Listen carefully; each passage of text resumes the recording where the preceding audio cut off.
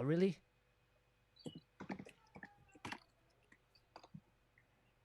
One sec. What's up? I would like to acknowledge the traditional owners, the Darang people of the land on which this broadcast and episode is recorded and streamed from. I will also like to pay my respects to the elders past and present. Upon saying that, my name is Dennis and welcome to the Sydney Popping Summit 2021. Let me introduce my protagonist of my story, Mr. Poppin Jack. Hey, what's up, everyone? If you can follow, because there's a dope like GIF that pops up of me hitting Dennis's hat off. So yeah, it's meant to be that's surprise. my protagonist of this. Yeah, welcome to the Sydney Popping Summit for 2021. We've got some dope panelists here today. Unfortunately, we couldn't do it in person. We just thought logistically it'd be better to do it on Twitch. We're trying out the new platform. So yeah, give us a follow and all that, and share it around. Hopefully, we can all get in on the conversation. So if you want to be in the conversation, join, follow our Twitch so you can be in the chat, and then we'll check the chat regularly to answer any questions you have. Look, I'm gonna give a big shout out to the whole Sydney popping scene for making it through past COVID in the lockdowns and all that, and there's still plenty of jams going on. So big shout out to Sydney popping scene. Now I'll introduce our first guest, Gabby from Rhythm Nation. What's up, Gabby? How are you? Hey, I'm good.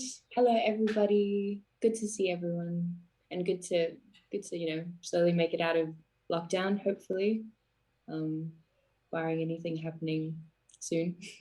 But yeah, thanks for having me, guys. Sure, always good to talk to you, Gabs. So I haven't seen you in ages, Gabby, so I'm really keen to meet up again soon. It's been too long. It was cool to bump into Will last week. Super quick.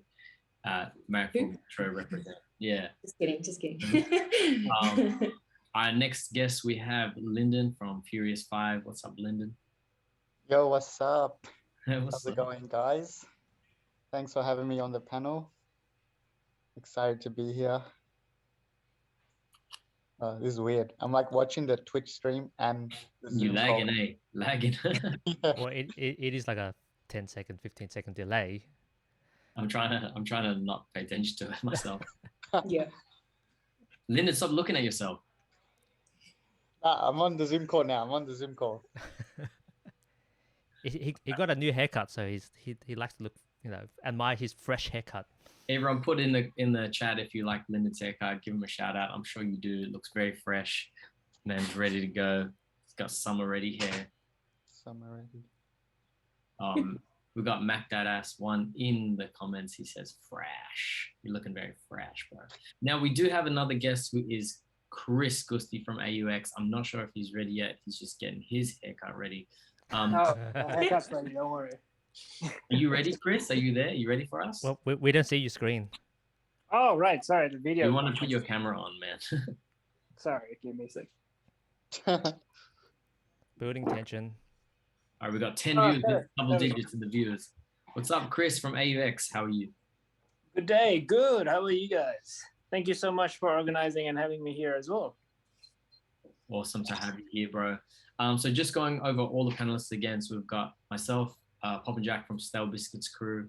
We've got Dennis Cool, aka Tennis School on Twitch if you want to follow him. Plays games every couple of days. Well, we got Gabby Rhythm Nation, Lyndon Furious 5, and Chris from AUX. So we're going to talk about all things Sydney popping scene today, not any other states, none of that. I mean, they might come up, but our main focus is the Sydney popping scene, how we're going to grow it after lockdown, all these different topics and stuff. So, yeah, I wanted to start with Chris. You really wanted to do the summit. So let's see, why did you want to do the summit so bad? Like, we haven't done it for a while now, so we're back here.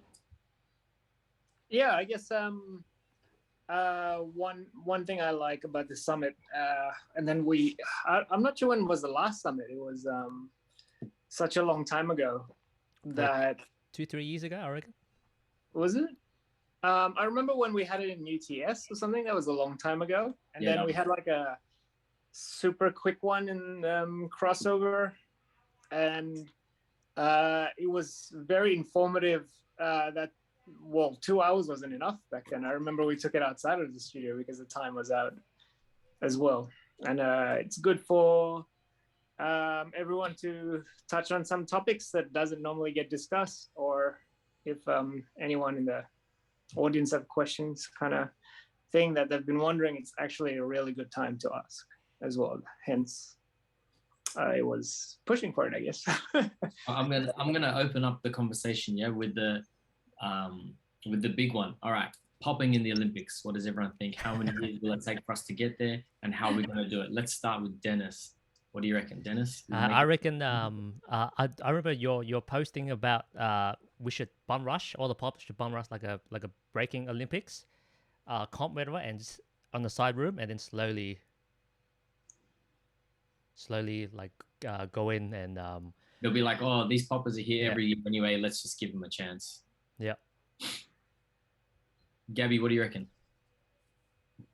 And should we be in the Olympics for that? I don't know. Do you guys want it in the Olympics? No, Gabby. We asking you. I thought you flip it.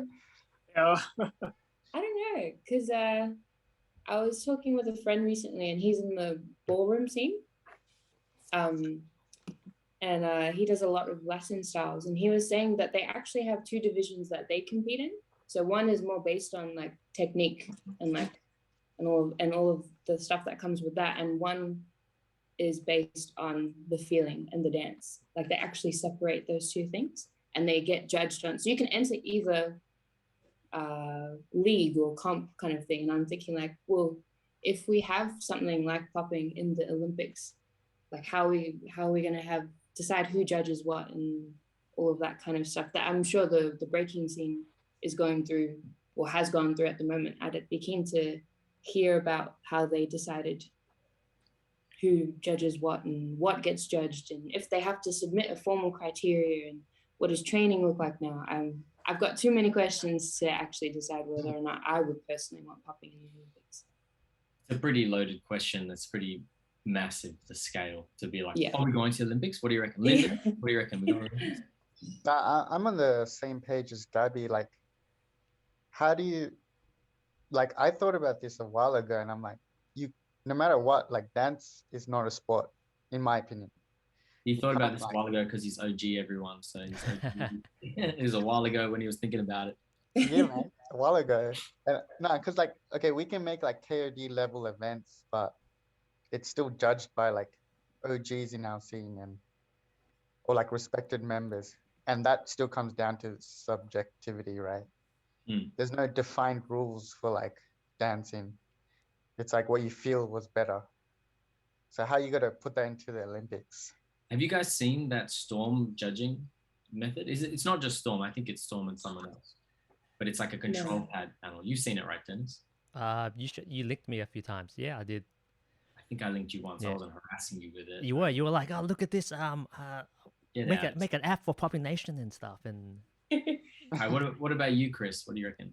We heading to the Olympics, and if so, which country are representing? Australia or Indonesia? That's a completely different question there. Olympics, I want to see if breaking goes in there first, to be honest, because that's for them. It's it's going now, and then they've already accepted it. I just want to see how that goes. But in the same time, it's a very subjective. I can't imagine popping being an objective thing as well in the same time. So yeah, in that sense, it's very hard to. It's funny though, like we always talk about like the thing comes up with like judging. It's like we have comps like every weekend all over the world. There's comps. And in the Olympics, it's all of a sudden like, well, wait a minute, how is it going to be judged? And then all of a sudden, it's this judging issue when we have so many comps, and it's like, oh my God, if we can figure out a $2 battle over here and a Beauty and the Beast battle there and this and that, I'm sure we can figure out the Olympics one. I know it becomes such a big issue. I know this is why they've come up with that judging system. People in the chat, what do you reckon? Should popping head to the Olympics? And if so, will Sydney be representing Australia or not in the future? Do you want it to be an Olympics, Jack? Yeah, whatever the B-boys get, let's get a bit of that slice as well. That's all cool. No, Sorry- like, I'm like, sorry if the to- B-boys can have a jam, we can be like I said on my Facebook, we can be in the corner and hold a comp. I'm sure. I'm sure there's a side room where we can just go and people from all different countries go, all right, let's battle, and we'll figure it out. Even if it's a 7 to smoke on the side, it's all good. Jack, I'm just gonna jump out for 10 minutes. Sorry. I'm just gonna come in. Chris, two things: professionalism. Secondly, you wanted now you gotta go, and that's all good. Okay. Alright, Can you just give leave it your to me. camera on? Is that better, Dennis? Yeah, If you leave your camera on. Oh, actually, like stay in the Zoom call. Stay in the Stay in Zoom the- call. Yeah. Something funky's gonna happen to his camera. For sure. Okay. Yeah, popping in the Olympics, man, it's like a big. It's just a funny thing to think about, seeing as the B-boys have been all through it and the back and forth with all that. So, Well, let them sort everything out, and then we just do it better. Do we know how? Like who asked the question? Hey, can we include breaking in the Olympics? Like who started that? Do we know? actually, I don't really know. I guess it was a movement for a while. I don't know who took it to the next level. It was like the Olympics themselves, or like the Dance Sport Federation thing. Did you guys see the footage of like the qualifiers they had recently? No. No, I missed it. It looked like it was in like St. Peter's Town Hall. It looked so small. I was like, is this the thing? It's very strange. Oh, did you guys read the comment? Swing Uh, lot. Joe had to take an exam about how the judging works. Oh, okay. So there's some I guess authority figure or body that kind of governs. I'm just reading the comment. Yeah, I see. Mm. Yeah, it's funny. I don't know, like that we want to do our own thing and we don't want to be affected too much about like what like sport bodies say, or like, if it's popping, they should do X amount of glides. And it's whatever this movie. Because Because- when you're talking about the Olympics, like I think from some of the conversation I've listened to online from about breaking in the Olympics, is the long term effect is they're gonna create a certain b-boy. Right. Yeah. For Olympics, Yeah. they're suggesting is more of a all rounder, so the footwork, power, freezes, and like rather than like style specialist, because that's how they mark. Yeah, it'd be interesting. I really want to use the judging thing that they do for like The tech, yeah, the tech. Yeah, I just want to try it and see what it's like. What is the tech actually? I don't know. We'll link it later, and we can all have a gaze at. Jaya is saying in the chat, I would say breaking is much more physically challenging than popping. Really? So it's easier to judge objectively how hard a move is. Yeah, I don't know. See from the We'll see. B-boy. Like when's the next Olympics? 3 years? Yeah, 3 In years. Paris? Yeah, it should be 3 years. It's soon, isn't it? It's not 3 years. Is it? Because Yeah. because it got delayed. Isn't It got delayed 1 year. Right. Yeah. Right. I think it would be cool. You know how like in schools we have, sports, right? Now that breaking is part of the Olympics, I think it would be dope if that opened up more opportunities for breaking in schools to be accepted as a sport as well. Mm. Yeah, But then again, definitely, I guess that poses a whole other like set of Yeah. new challenges to come with who's qualified to teach and all of that kind of stuff. And You know what I think would be even cooler? Come on, you can guess this one, surely. what? Popping in Is it school. Popping Nation? Yeah. That'd be Yeah. funny. Gabby. If popping was in schools, yeah, like that's Yeah. good. Well, you know what? If only it like reverted back to the old days and every like breaking crew had 1 or 2 poppers or something, and then we'd be sweet, So the breaking community is bigger apparently or whatever. So when they do it breaking in schools, one person will be like, I'll do the popping, and then we just come in and teach that one person. Well, Kai in chat said he did teach popping as a school sport. Oh, Oh, dope. really? Yeah. Nice. So Lyndon, your views on popping is not a sport is invalid now. Yep. I'm invalid. Just take me out. Yeah. Because the conversation we can talk about is like, even if if for example the popping goes in the Olympics, will it affect like the I guess the more underground scene, like in a negative way, or like Well, didn't you say like if the Olympics are going to form like a type of b-boy, wouldn't that happen to popping as well? Yeah, I guess only for that particular type of competition, and we can already see it in our competition. You know, like you have like a lot of older people said, oh, there is no we used to dance for unlimited rounds. There's no like 2 round, 3 rounds. So that in a way has shaped a lot of the like our dance. You know, some people only have like maybe like 5 sets for the whole event, but then if you're constantly battling in the club, for example, you have like maybe 50 sets and stuff. So we are already being shaped by our, I guess, events and environment already. And that's deep, man. All right, I'm just gonna talk about. Let's not say Olympics. We'll just go Commonwealth Games first. So we'll just go Commonwealth Games. It's not Olympic, but it is some sort of a games, and you know. So then we just do the Commonwealth Games spirit, or we can just do our own games. So yeah. Popping Nation. Yeah. That's cool. Yeah. I think the most Yeah. important part is if it ever becomes Olympics, the right people are in positions, get into positions that it doesn't get exploited like how it was in the 80s. Mm. Yeah. It's going to be really interesting to see how it Yeah. it goes over the next 10 years, you know, let's say with the dances and stuff. But yeah, anyway, so how's everyone going, you know, like finishing up with the lockdown, I guess, and now we're kind of back out there, like Lyndon, Gabby, Chris. I haven't seen you guys in so long, so how's it been going? So in the scene and all that, like Lyndon, I know you got a show coming up with Dennis. I'm super excited to see that this Sunday. Yeah, really excited Chinatown, for 1 that. p.m. 1 p.m. Yep. Near Meat Fresh, or like it's closed actually. Meat Fresh. It's not. Yeah, I thought so. I thought it was Yeah. closed. Mm. But yeah, how are we doing post COVID, everyone? Like, as in post lockdowns and stuff. So, Gabby, what are you getting up to these days? Sorry, I don't know if you can hear that plane. It's very No. That's good. I am studying at the moment to be a remedial massage therapist, Ooh. helping in sports injuries, hoping to look more into dance injuries and stuff, everything like that.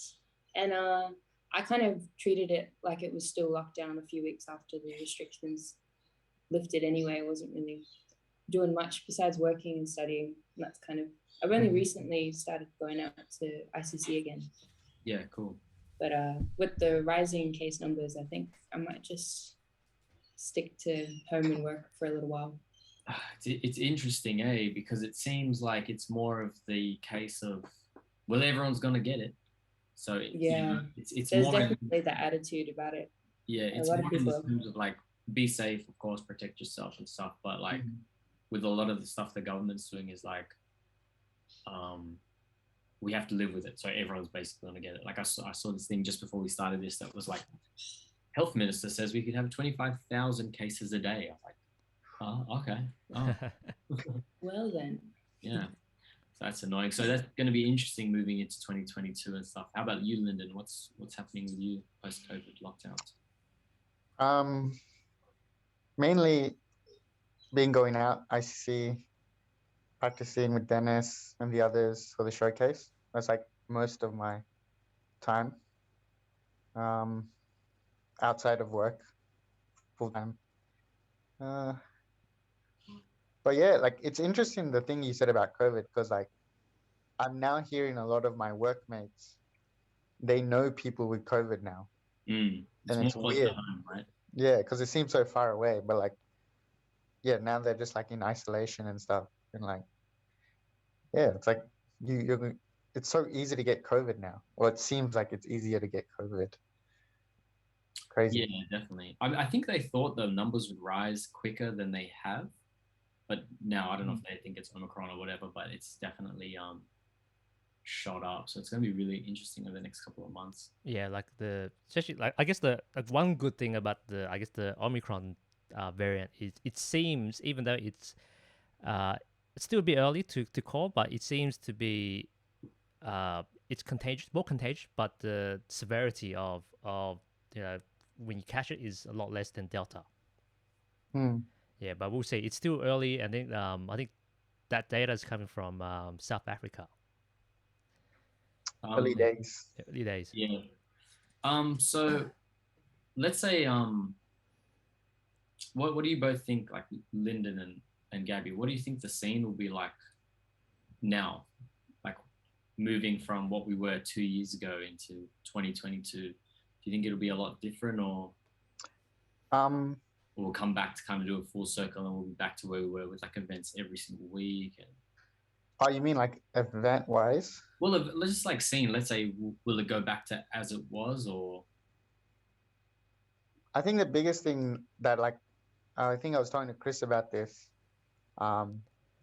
is over the last 2 years. I don't know. I mean, there are a few, but like there's been a lack of new gens because Right. there's no like events. There's no like people like constantly out jamming. There's no like crossover environment where you just walk in. And especially for new students, I feel like they need that community. And like I was talking to Chris about that as well, like how like when you first start, if there's no one around you, you're not pushed to keep going kind of thing. Especially now it's like take a class and then you go home, right? Yeah. So I think it's weird to think that the last like new gens are like now 2-3 years old. So yeah. I mean there are a few here and there, but like it hasn't been popping up as much. So I think the last 2 years has been interesting in that sense. Yeah, I guess we won't really feel the effects until a couple of more years later as well. Very true. That is a great point, Lyndon. Yeah, I guess because been hard for people to really take up popping and then run with it because they haven't been able to be consistent and lockdowns and all that. How about you, Gabby? What do you reckon? I think no matter what, change is inevitable. I think as well with our lack of events due to COVID, I think people, well, at least some people that I've talked to about starting events and things like that when things come back on, they're trying to come up with different ideas on how to do things. Like maybe we're all kind of tired of the same way that events are run, and it's time for something new. And like you were saying, Dennis, maybe that will be like the catalyst for change in the dance scene as well, because different things will be expected of you as a dancer. If you want to make it through, whatever that looks like, that'll be different again. So I think, and from the people I've talked to as well, people are more interested in making content and starting projects like videos and things like that. So I think maybe we'll see more of a boost in that end, and people maybe trying to make a living from dance in different ways besides teaching. But I think one of the biggest things that will influence the change will be teachers, I think. Because Newtown popping is so consistent, right? Like you guys hold it down. Let's be real. You guys are like even through lockdown. Anchors. Yeah, and that you just went through a whole pandemic and you still supported the scene in that way. And like personally, I have not stepped up in that way. No, I can't see that many people have stepped up in that same way. And I think that would be one thing that will change the scene or influence more people to come through. Because you have been spending time to work on yourself. That's why. Yeah. Yeah, definitely. But also now that I am older, I realize that I barely know anyone in the uni scenes now, which is very different to how I started popping. So now I feel like, can I, like if something goes wrong, will I have the confidence or the comfort level to be like, hey, maybe think about what you're doing before you do it? Like I don't know anyone now. Before it was like, I'd know maybe like, 5 to 10 people in the uni scene, because we'd all come to crossover together, or we'd all go to EC together, or we'd all meet at ICC together. So it's gonna change, and I hope it's gonna be for the better.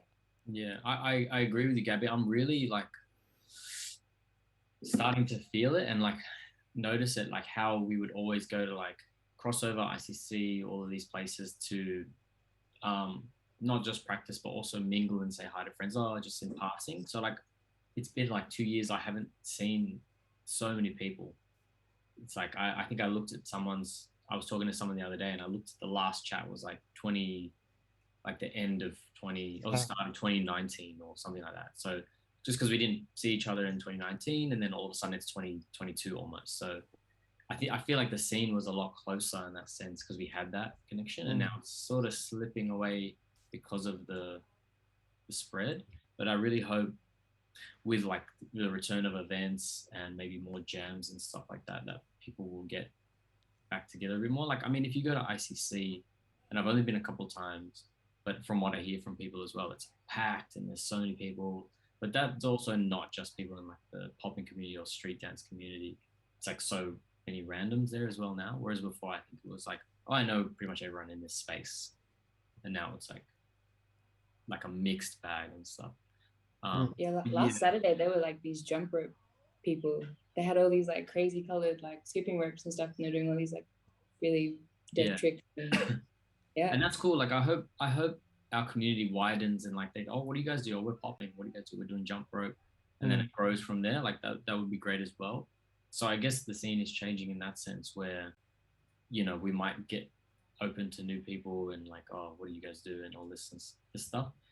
But in terms of like the popping scene, even, I feel like there will be people like starting now, and because the dynamic isn't there of what there used to be, like jam, pump, meet everyone. Now it's like a bit, I'll just go to my teacher's class, and you kind of just surrounded by that world or whatever. Anyway, I'll jump into Chris because he hasn't talked a little bit yet. So, Chris, we're just talking a little bit about what do you think the scene will be like now post-COVID, or like the lockdowns. Yeah, no, I had some, not all, but a lot of the conversations, and I got my headset on. It's a lot of interesting points there because the thing about the new gens, Lyndon mentioned we did have a talk about it as well. To me, if we see people we don't know and they are there, I think that's a good thing because there's more people coming in. So I think for me, that's a good point. And then the more I'm in the scene, it's the more we see like where people who start. I can only speak from my experience and what I observe, to be honest. And you're right. There's only a few little hubs where new gens can start. Basically, something like the studio, or like Gabby said, your new town class, for example.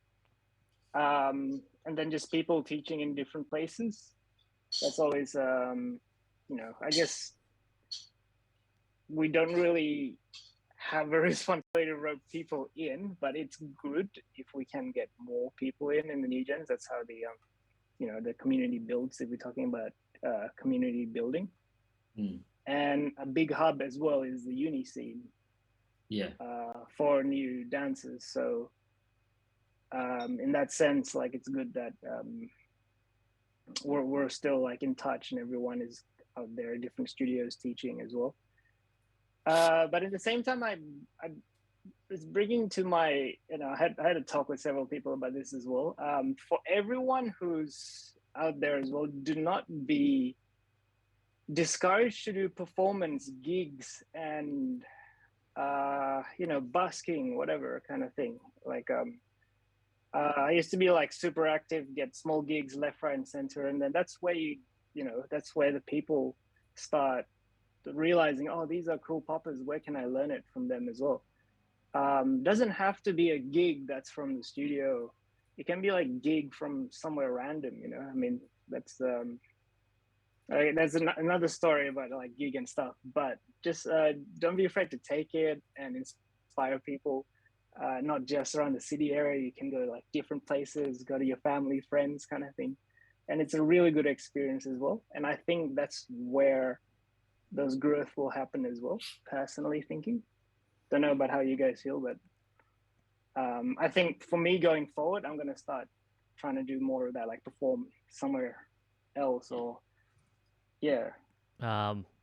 my performance with Lyndon, Mabel, Charles, and Ron this Sunday, 1 p.m. Chinatown, Plug 60th in. Street.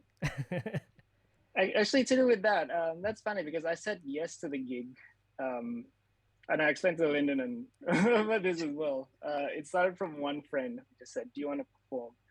And then I asked Ron to come. And then and then he kicked you out. Yeah, and then Ron kicked me out. But I'm happy that you guys are performing because it's like giving more, well, I guess giving more exposure to a lot of people to see what. I'm loving this drama. Yeah. Ron's in chat now. He's like, yes, Chris. Kicked him out. Is Ron in the chat? Yes. All right. No, Ron didn't kick me out. Shout out to Ron. It's been awesome. The gig went super well.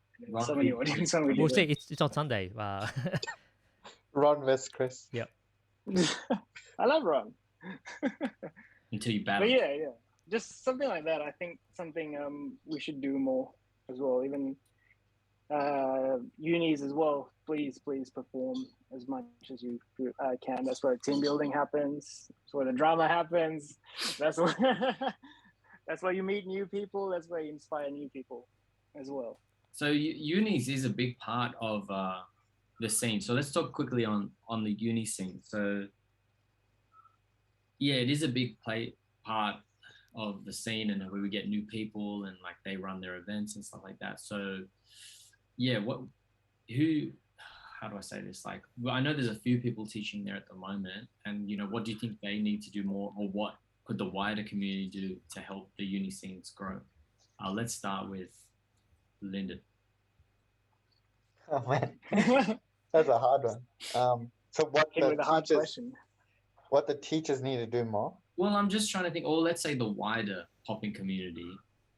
Like, obviously, if you have students, you'll be like, oh, do you want to go and support this uni event? Like, that's one way of doing it, basically. But, like, if the uni scene is such a big part of the community, which I always hear, then, okay, well, then we should help push that as much as we can. Like, I know Jason is teaching at uni at the moment.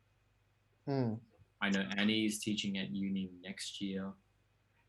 I'm sure there's a bunch of others as well. I think Fabian might be teaching. I'm not quite sure of the new Zane's teaching. Zane's teaching, I think, as well. So there's some great quality teachers in unis at the moment. I'm not saying there wasn't for, like, I used to teach it. I think it was D2MG. Like, really? So many moons ago. Yeah, like. Well, I do think in terms of teaching at uni societies, that's been covered by the community. Yeah. But do you think? I don't know. I guess it's up to the uni societies to. Anyway, back to Lyndon. This is you. Yeah. You can struggle on this one while I watch. I think it goes hand in hand. Like, if uni societies are the gateway to new dancers, I think it's the popping scene's job. Like, whoever gets to interact with those people in the uni scene, they kind of act as an example for both what's happening in the popping scene and what's happening in the uni scene, right? So when you're a uni dancer, you don't know anything about the popping scene unless someone tells you about it. So I think it's important. Like, it's like easy to think of the scene as like there's the popping scene and then just uni scene, but you need those people who are like involved in both, kind of thing, to like constantly constantly like feed information to them. Because if we're just like, oh yeah, the uni scene's not doing the right thing, and we just give up on them, that's a huge wasted potential, I think. So I think it's our job to make sure whoever like we teach or talk to, even the way we act as like dancers in the scene, it's important how we conduct ourselves so that gets trickled down to the next generation, and they talk to the uni dancers and they talk to their friends, and then that scene can keep growing from there, I reckon. Yeah, because you don't want like beef, like not beef, but like yeah, you don't want to cut that link, I guess. Well, Yeah. Speaking about uni societies, like I guess the historical context, the uni societies was like very small. Like it didn't make an impact in the wider community. But as the years went, the the uni society became bigger, more powerful, and then right now it's such a good, a pool of people that eventually gets into our scene. So they've become like integral part of our community now, and I guess the conversation is for the execs or any future execs, like they should understand their position and their how important their role is as an exec, in a uni society, because they play a big part in our community. And and there's going to be people who just want to do it for the clout, for their resume, and it's not easy being an exec in a uni society. So for any future uni societies, do it for the right reasons, because it's such an important role for our community. Yo, shout out to the uni societies. They're putting a lot of work and all that. But yeah, like I agree with Dennis. If some people just teaching for the cloud and all that, then that's pretty whack. But I think there's older people in the scene now that really should step in and say something if someone is not ready. Most of them are like students anyway that are teaching there. We had a question from Swinglock. Because I've seen discussions about it before, do you think there should be a process to decide on whether someone should and is good enough to teach for the uni scene? If you feel someone who is teaching isn't ready, to approach them. So in that last bit, Swinglock, do you approach them? I guess if you can smoke them, approach them. Just be like, yo. Yeah, like we've touched. Yeah, we've touched on this in our previous discussion. Link in our YouTube. I think that the general consensus that we had at the time was, if you want to teach, like you feel like I want to teach, go ask your teacher for permission. Whoever taught you, or and just ask him. It's like, hey, I want to teach this. Am I ready to teach? And then it was like yes, no, and we go from there. Dennis, can you spotlight yourself? I'm just sitting here like, fine. I'll spotlight myself. Give yourself some light. Yeah, okay. There you go. Yeah. Do I need to repeat what I said? Yes. Wait, Dennis. So Swinglock just added, but lots of people don't have a direct teacher these days. But I think a lot of people in the uni scene do have a direct teacher. So if there is someone that you're thinking of, maybe tell us later. Don't shout them out in the chat. But most of them that I can think of in the uni scene do have a direct teacher. Yeah. And back to Dennis. Oh, okay. Back to me. Okay. I think. Oh, sorry. Just want to put in there, since the question was there. Okay. Ask that style. There is always like someone that teaches you that direct style. And if your teacher's unsure, that teacher should ask their teacher as well, right? Technically. But go back to you, Dennis. It's the same. A storm's coming. Hopefully it doesn't affect the stream here. Oh. Yeah, like in the end, like I remember we mentioned this as well. It's like if some like random dude that just learns from the internet wants to teach, like in some like public place, they can do it without telling everyone, anyone, and they can still teach. But they also can tell everyone. Yes. So, I mean, it's like if older people in the scene, or I'll say experienced people in the scene, because they're not necessarily old. For example, like Jaya is super dope. Ko as well. Like they're young guys, but they've been popping for a long time. So if they see someone quite a bit older than them, let's say mid-20s even, who's like, I'm going to teach popping, they could go up and be like, hey bro, I don't think you're really ready to teach popping, and they can keep doing it. So this is what I always say as well, like people can keep teaching, like it's up to them what they want to do. We can only be like, well, I don't know, kind of give our 2 cents on it, not like tear the person down completely, just be like, start that conversation stuff. Look, Annie asked in the chat, what if your teacher doesn't give you a yes or a no? The answer is just says, do you think you're ready to teach? Sounds like a Keanu. Sounds like Keanu. Ask the teacher's teacher. Yeah. Does anyone ask the teacher's teacher? Is that what we're giving back to Annie? Yep. Okay. Alice says some societies have been really good some societies have been really good, have asked leaders in the styled communities their recommendations, and that's great. You know? Yeah, because like all societies, like it has its ups and downs, and that happens because every year is like new people changing, and then you have like really successful reigns, and then you have like the unsuccessful reign. But it's hard because it changes people every year, and some people don't work well, some people work very well. That's the reality of it. Do you guys think that, like, let's say, I think we have so many great teachers now, or like potential teachers. There's so many great dancers. Do you think like a uni society is where like a young teacher should go to start teaching, to grow? Do you think that's a good place for them to start? Yeah, I definitely Yeah, think yeah. so because they have the Like, what's the difference between that and a dance studio? So what do you think? I feel like it's like a stepping stone, kind of. From like uni to dance studio? Yeah. And is that because the classes are cheaper? Yeah. Usually? Not only because of the price, but rather the classes are. I wouldn't say they're smaller, but like you I get feel like you get paid less. at at uni. I'm guessing. Maybe it's changed now. Like Oh, if you're yeah, a I don't regular know about teacher, that. yeah. But I just feel like it's like if you can get comfortable teaching in a uni environment, then you'll be more comfortable already for a studio environment, like a dance studio environment. Like even like what Kai said is like dance studio is open and it's paid. Society should be voluntary, and most of the time it is voluntary.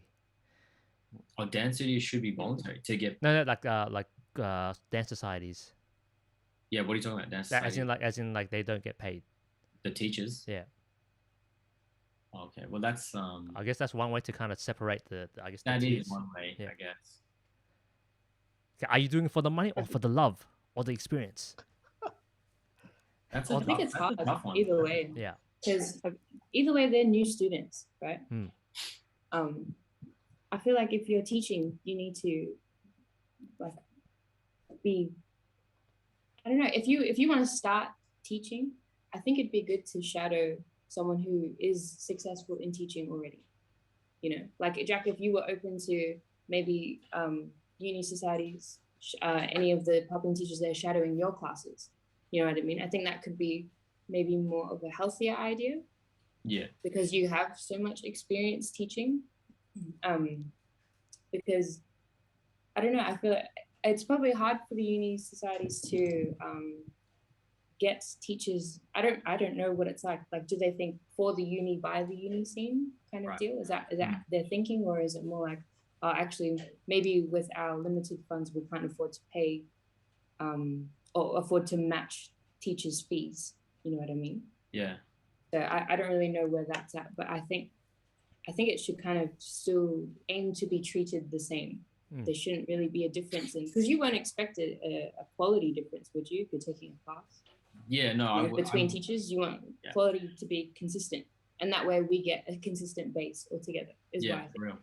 But it's probably harder that way, realistically speaking. Well, especially if like the uni society has become like the integral part of our community, and you look at, you besides teaching, when they run events, they run pretty good events as well. So they've leveled up, and I guess the standard, the dance level has leveled up as well in the uni societies. So I guess maybe back in the days it wasn't the case, but now. Well, I used to, like I said, I used to teach these. Yeah. They paid me. I cannot remember how much. It wasn't much, but they did pay me. So look, I do think the teachers should get paid. I can see Mina has written in the chat. Yeah. We pay more for external teachers. So I'm assuming Jason is an external teacher. So I'm assuming his classes are more expensive, and hopefully his pay is better and stuff like that. Yeah, we live in an age of pay the dancers. So in a way, like we should pay them. Like. Yeah, look, I don't. I think. Look, I know I'm the one who started this conversation. Really, like, do you think that's a well, we can change it. We can change it if you want. No. I think it's something that should be discussed because people might think, well, I'm only teaching at uni and I'm only teaching uni people, but it's like, well, we want to grow great dancers and all that, so it's like it shouldn't really matter too much because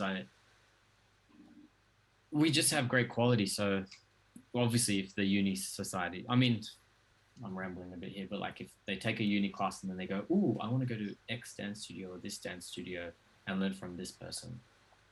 Oh, that's cool as well. If you look at like for example, CrossUp when they do the community class, so that's a really good way of introducing new I guess teachers, like, or kind of trying them, like if they're able to teach. So Hello.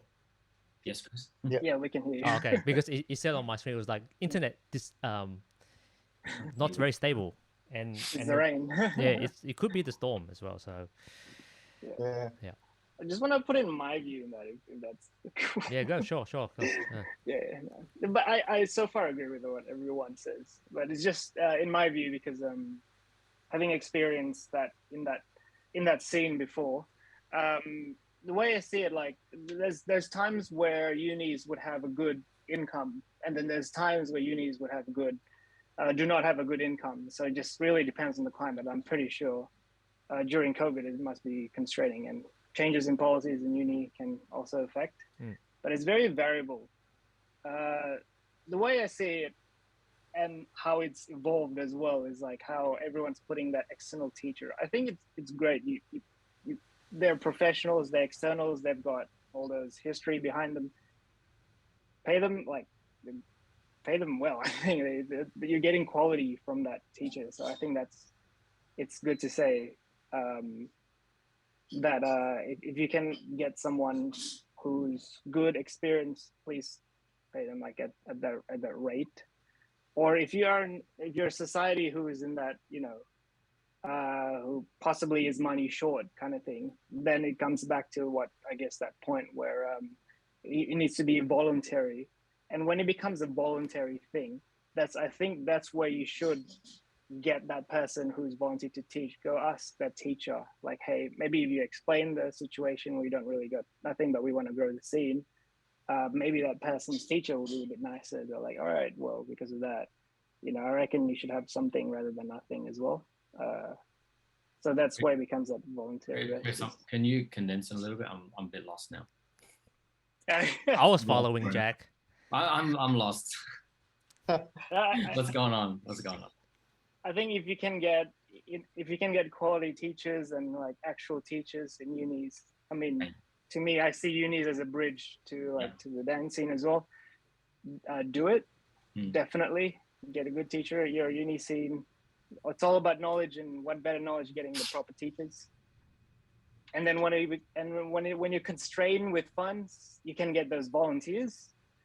But that's when that whole teaching, who can teach, they should really be asking the teachers about it. Yeah, that's when the volunteer, when they start as well. So yeah, that's just what I reckon. Mina says in the chat, and this sounds strange, at the moment pay differs between internal, someone who is in the society, and external teachers, but class prices are the same regardless of the teachers. That maybe that's, so the pay is different, but I guess I get that if they're bringing someone in. But I mean, they could always just make the prices more expensive for the external teacher.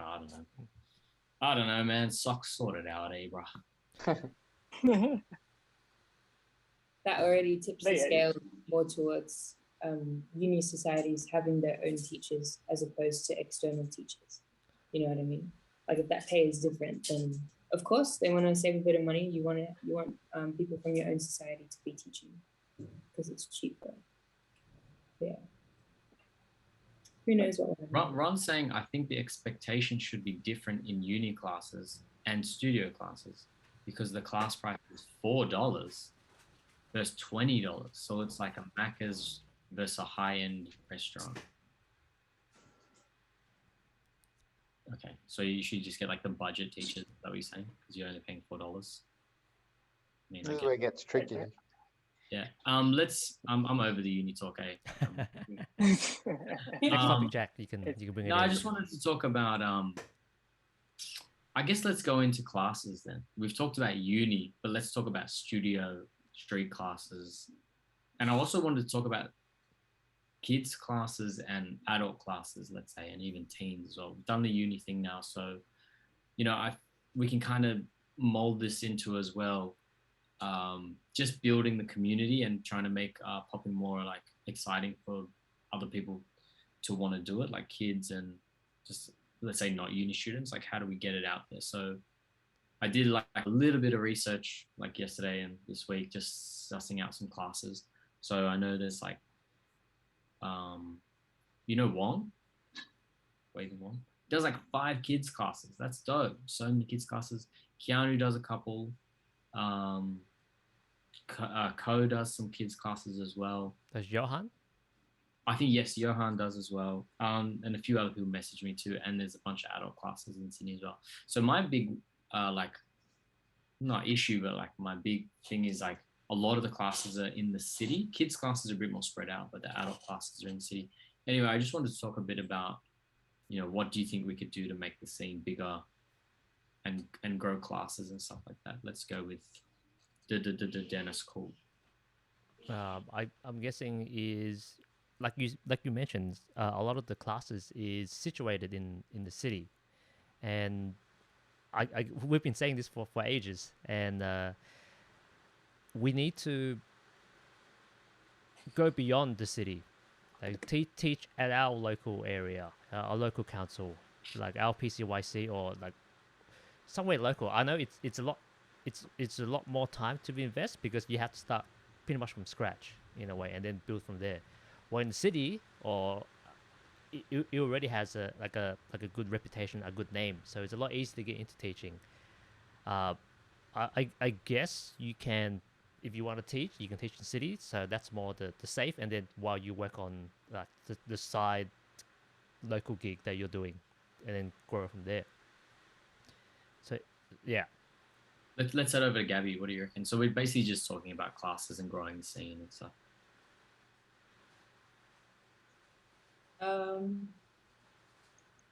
I can see, I think events in different areas besides the city will help as well.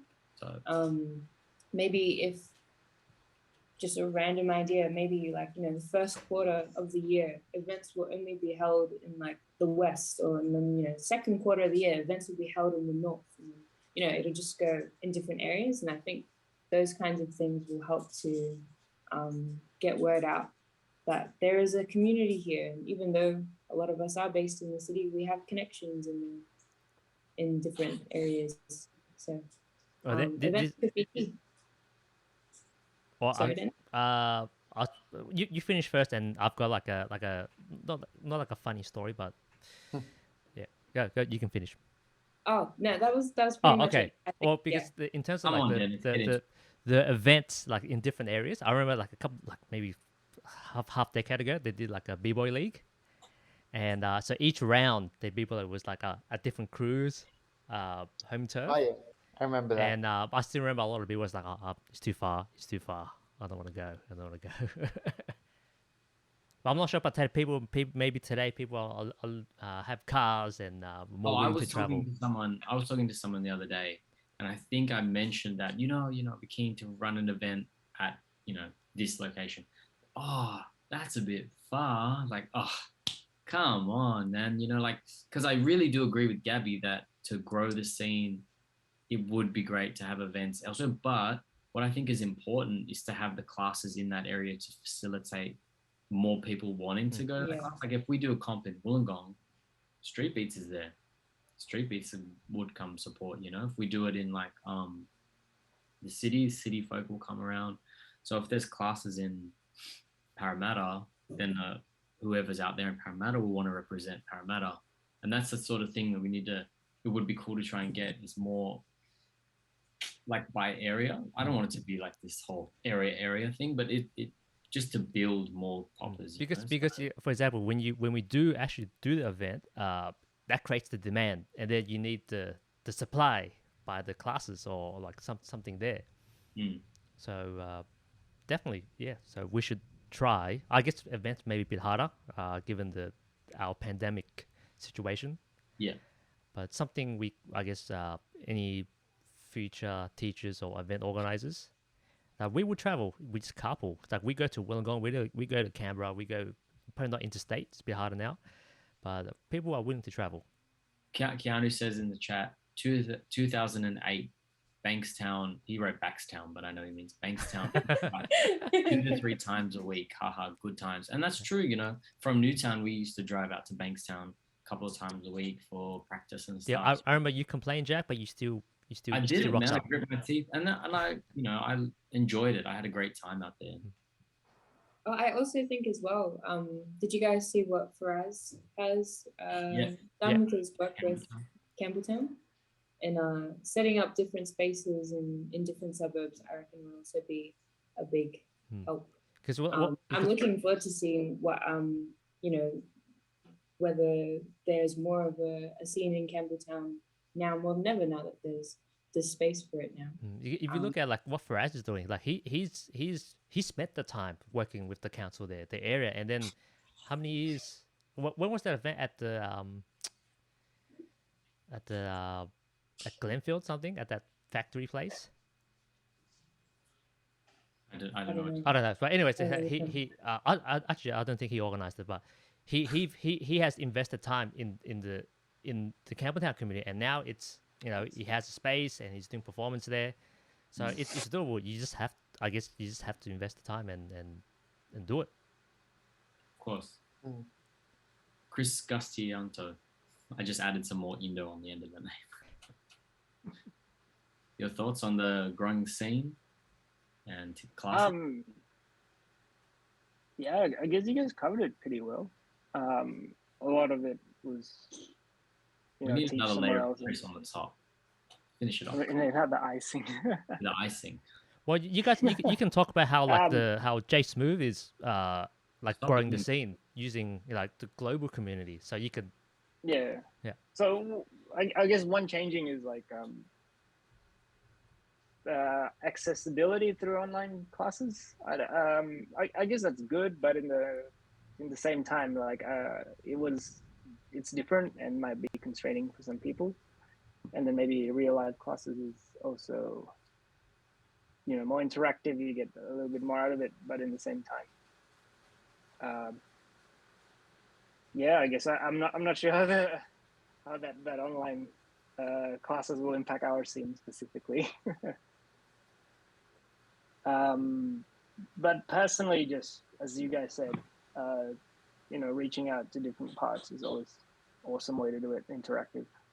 And shout out to, you know, everyone who travels for a lot of the classes and events. In that sense. Yeah. So that, you know, that's classes. I mean, it'd be cool to have a bigger scene, and because I feel like there's so many good dancers now that could do classes, could teach, and it would be great to see them start a class wherever they are.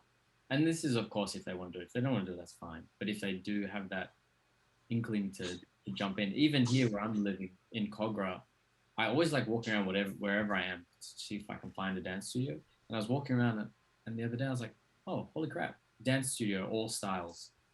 It wasn't all styles. It was just like salsa and stuff like that. But it was really cool. I went up there and the guy let me in, and we just talked for a little while. And like, so there's dance studios. You wouldn't even think of it in like a lot of towns, like little dance studios here, there. So there are spaces, you know, and I mean, if we're building more of our rep and we're getting the dance out there, and hopefully, you know, like if you do a show at this certain spot and then you promote it and you get a couple of students or something, I don't know. There's a lot to think about. It's not as easy as just doing a class, obviously. There's a lot that goes into it, but just to build the scene. Because I just don't like that if every class is in the city, it's like, you know, people don't want to travel to, let's say, Liverpool. The people in Liverpool might not want to travel to the city to take class. So if there's classes available to them there, that's great too. Johan said there are opportunities at Gimes too. Oh, you can jump into the Gimes. Yeah, the Gimes. That's correct. Yeah. And Keanu said it in the chat, it'd be cool to see more people teaching in their local areas, which is what I'm saying. Like if they want to teach, they tend to just go to the city and wait for people or whatever. But a lot of the times it takes hard work and word of mouth to get students on your own. Yeah. Flyers, demonstration, even busking, etc. And I think, like getting in touch with like local councils and busking in that area and making it happen, like it'd be so dope to see a bigger scene.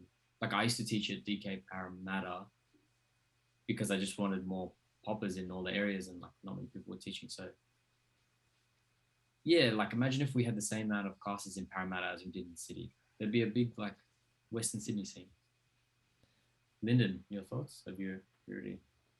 No, what Keanu said, like it hit the nail on the head.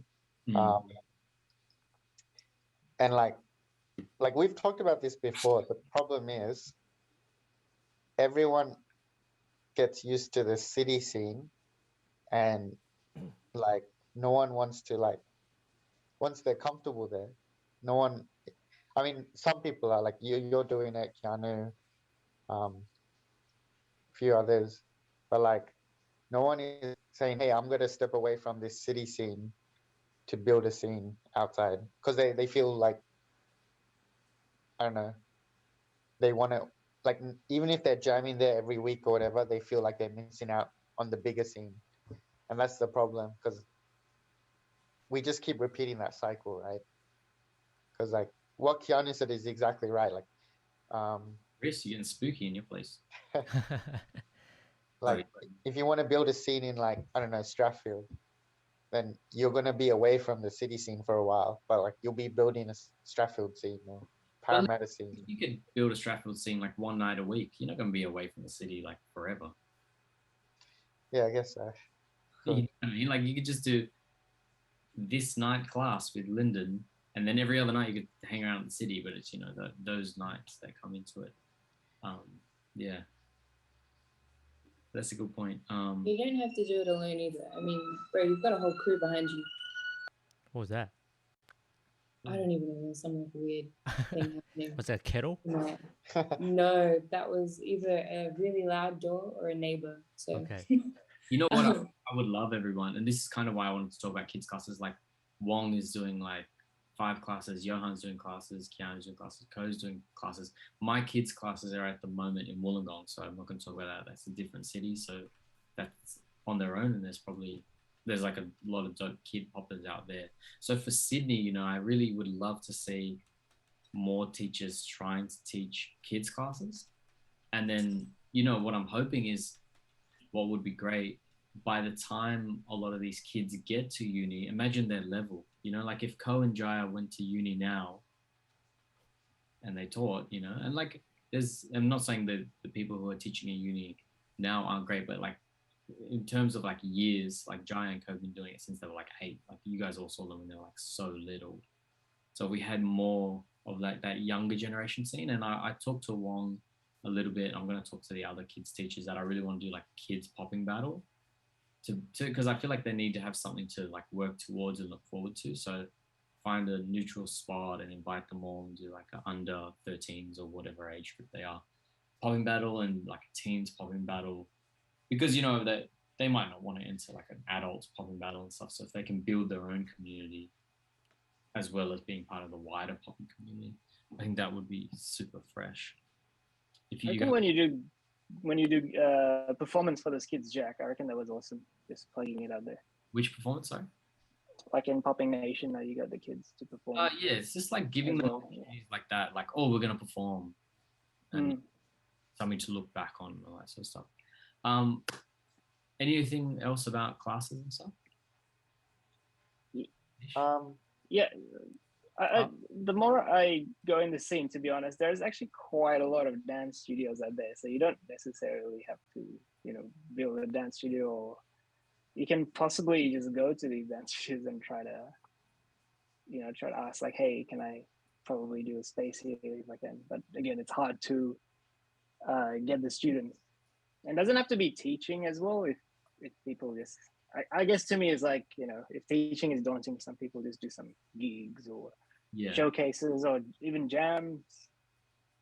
There's so many ways to inspire people. Yeah, because like even when you don't have like you said, it's like even going to a jam and showing what you're doing, that's in a way teaching or like sharing what your dance as well. You don't have to like, okay, you come to my class, I'm showing there. Yeah, I know. To me, I just follow a little bit, but like I like how I think Dimi goes around as well, right? And does popping to introduce it to different communities as well. I think he does. I think he adds it into his like repertoire sort of thing. Yeah, I think that's pretty awesome as well. Like things like that. You know, like Gabby, how dare you? I'm so sorry. I'm excited. Sorry, Chris. Yeah, no, go on, Gabby. Sorry.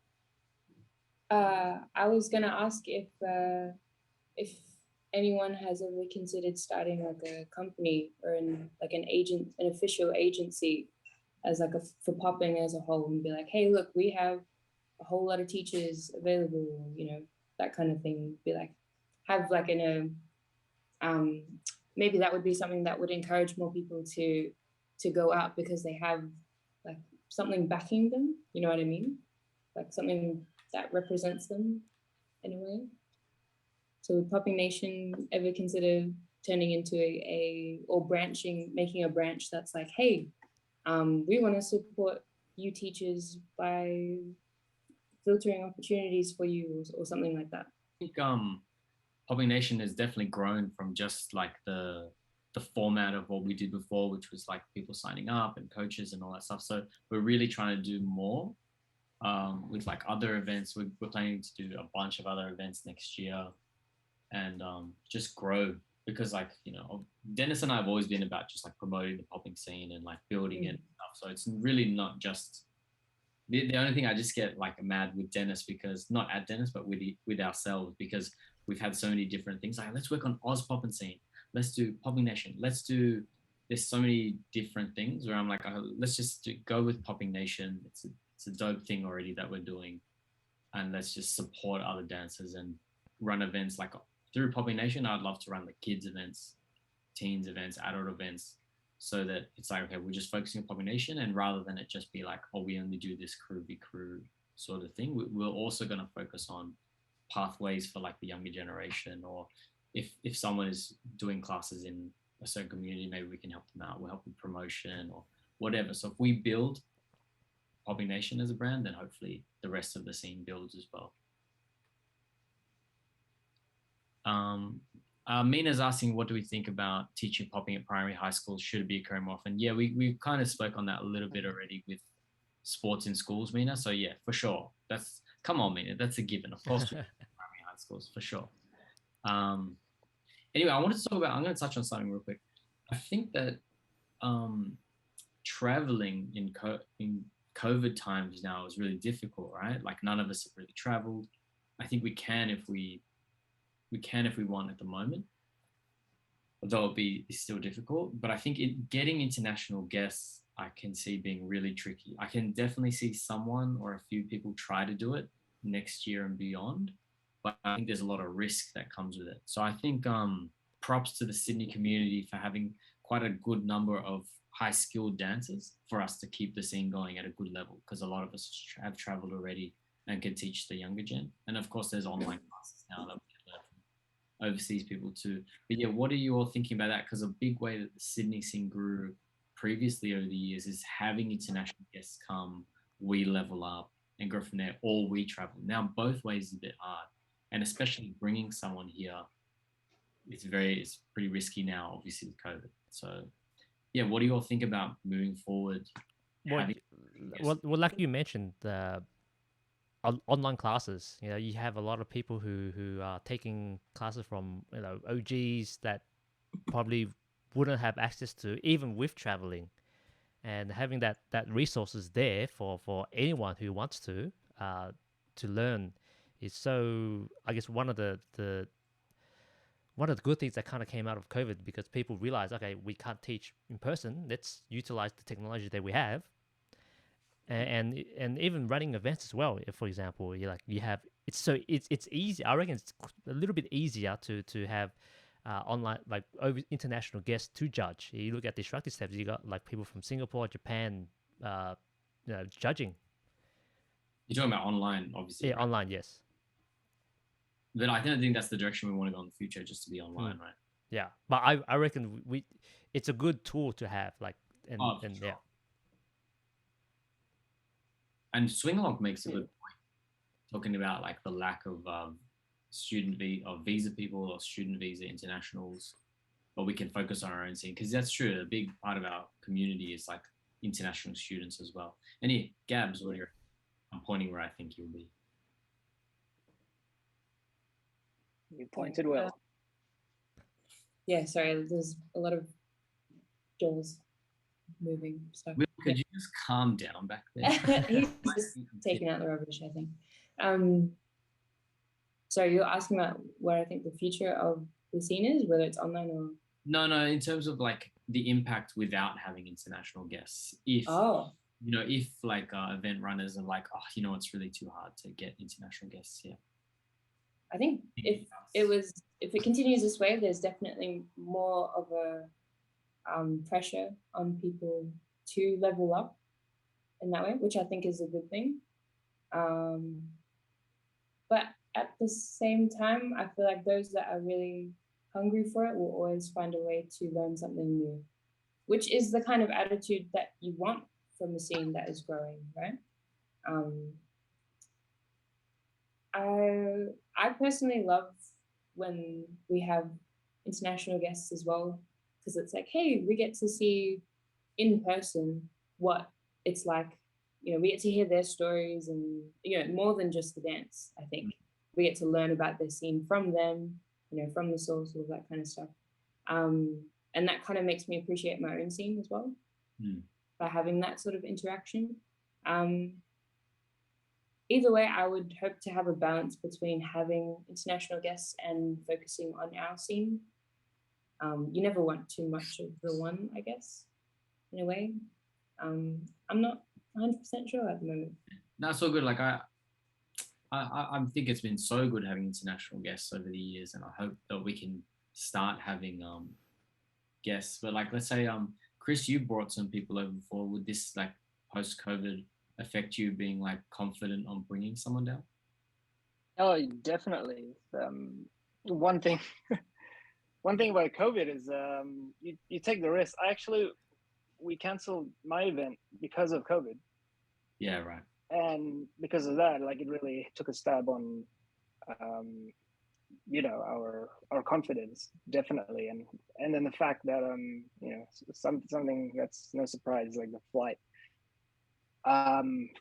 costs a lot of money to come down, and then they decided because they would still run the flight, but because there's a lot of fear and border closure, it's not the airline's fault, so they didn't give us the money back for that. Yeah, so that's, it took a lot annoying. So it does affect that, but in the same time, for me personally, I realized that we have real good local dancers who's like world stage, like everyone here on the chat is someone that's got a lot of experience as well. So in the same time, made me realize, like, good to focus on the locals in the same time as well, because everyone's got a lot of good experience. But then again, we do love having someone international down. And I guess when we solidify the whole process for COVID, then that's when we get comfortable getting someone down. But I don't see that until 2023, 24. Oh wow, probably. Really? Wow. I mean, our borders are still a bit on and off, right? So yeah, but it's still like on and off. I mean, in that sense, we just Chris. We just need to make like a really good Tourism Australia ad for not just the dancing, but like dancing, the beaches, the night. So great, and then make people want to come here themselves rather than we fly them. Like, you know what? I've always wanted to go to Australia. Like kangaroos in the city, and we just Photoshop it in the city. Yeah. Because imagine that if like some dope poppers from overseas, like, you know what? I'm gonna go vacay there. Like that looks fresh. I'm gonna do it. It's safe or whatever, and all this. So. But in the same time, I want people to come down because we have an awesome scene. That's always been my vision. My vision from more than just us. yeah, like they come down, they'll be like, oh, I just want to go, take Jack's class. I want to go take Dennis's class. They I wanna better. take Lyndon's class or Gary's class. I've always seen it like that, and then like so because we travel a lot as well, and then we go there and we just show them like ourselves as well, and they're like, yeah, come down to Australia. For me personally, when I travel, I do that. I want them to come Sure. and experience what I've seen. But yeah, it's always awesome to hear if someone comes on like, yeah, I know this person, and ideally in the future, I want to take this person's class. I saw them battle here. I saw them online. Blah blah blah. How That would about be amazing. Indonesian? Say it again, Jack. How about Indonesian? New Caledonian? No. What Lyndon. did you say? I'm saying Lyndon. Oh, Lyndon. Yeah, because you started a bit. All right. I think the online avenue has been huge for COVID. So that's interesting because people are like for example, Kevin is always taking like Macho, Aki, like all these people from Japan. Like he's taking classes constantly, weekly. Oh, You have, like, no wonder Chris. he leveled up when I saw him. I was like, the heck? Chris is taking like J Smooth and stuff. But for me personally, I can't do the online thing. Like I don't like it too much. You don't know how to use the internet? Nah, it's too tricky, man.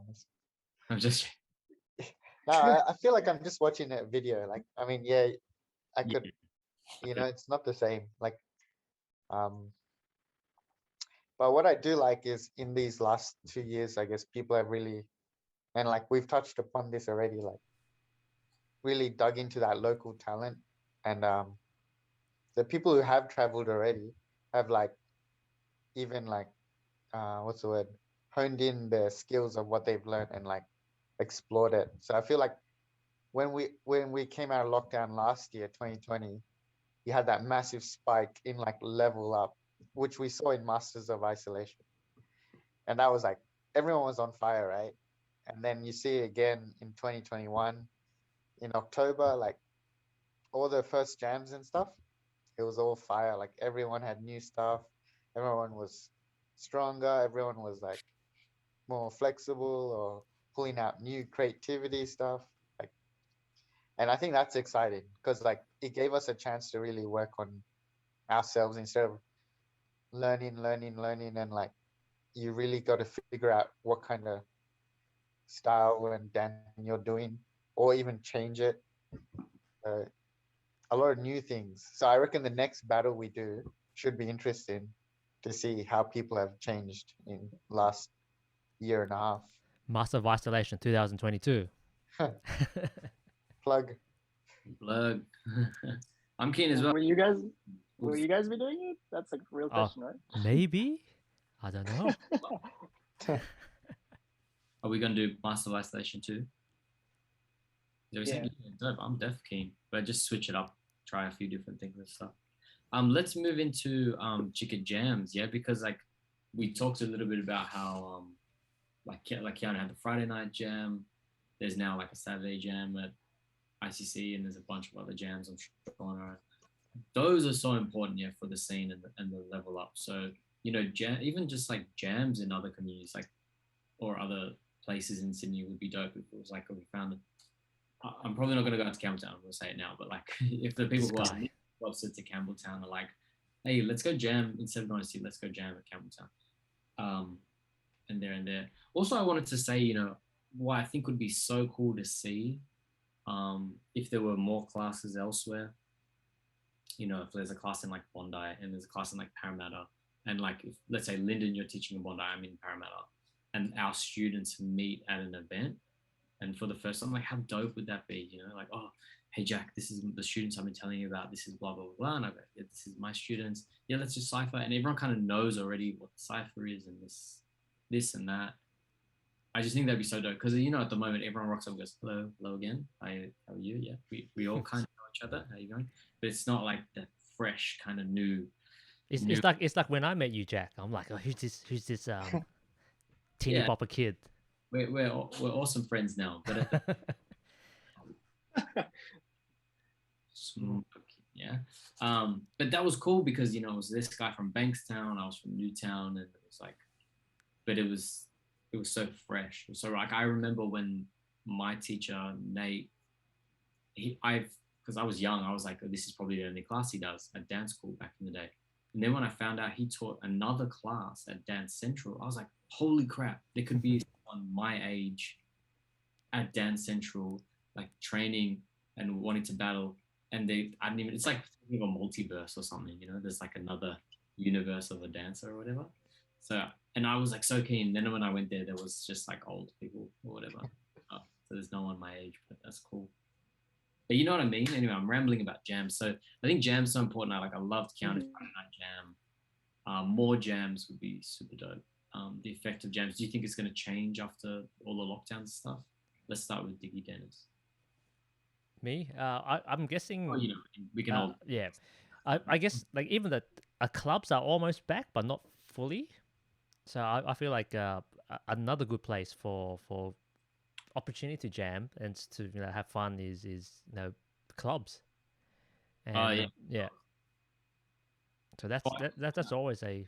What do you guys think is more important? More events or more jams? Boom, you guys answer that. Let's go. Let me know in the chat. Both. Oh, don't answer with the both thing. Come on, man. Because I think clubs are starting to open, so that is taken care of. And in terms of events, like real life events, it's kind of lacking. So I feel like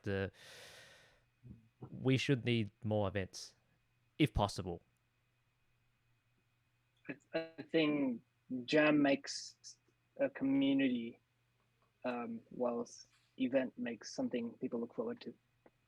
In that sense, I'm sure people look forward to it. But yeah, Talking about. Soul Cine. I mean, like it makes New Year's party plug.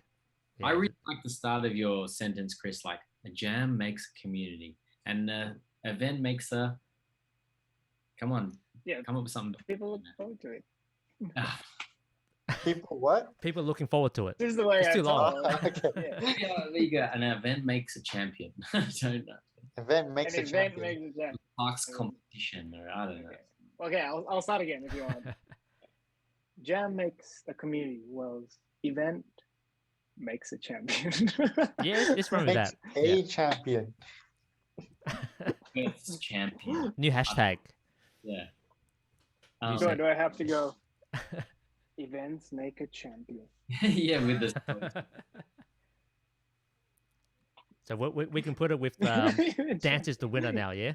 So we can, jams make a community, but events births champions. I don't know. We got to figure it out. Anyway, Gabby, what do you reckon? What you think? I think maybe people would probably go to the clubs more if the music was better. Should we start our own clubs? We should, yeah. Jaya, can you DJ if you're there? Shout out to Jaya if he's still in the chat. You know, got Kez as well and Boy Bap. Yeah, start a dances club again. Like yeah. It really is. It could be an opportunity. I personally would pick a jam over a battle, but that's just me. And jam is like more of a social thing and there's less pressure to do well in a way, so you can just enjoy more and just be more in the moment instead of worrying about what you're going to do for 45 seconds, 30 seconds, whatever. But I think they're both necessary either way. Yeah, jams make a community. There's some great lines in the chat. Man, I really do think that more like club nights would be great, even if once a month. That would only. If we had like a freedom, freedom sessions. Yeah. The Laura ones and everything. If we had like a popping version, or it doesn't even have to be a popping version. Doesn't need to be. I think even if it's like like every hour or is a different DJ or whatever, and everyone just goes to vibe, and it's like from like I'll say early because a lot of dancers will be like I'm not staying till 1 a.m. But like even from like 9 to 12, and it was like an hour of funk, G-funk, electro, whatever. And then like 10 to 11 is like more disco or whatever, or house music.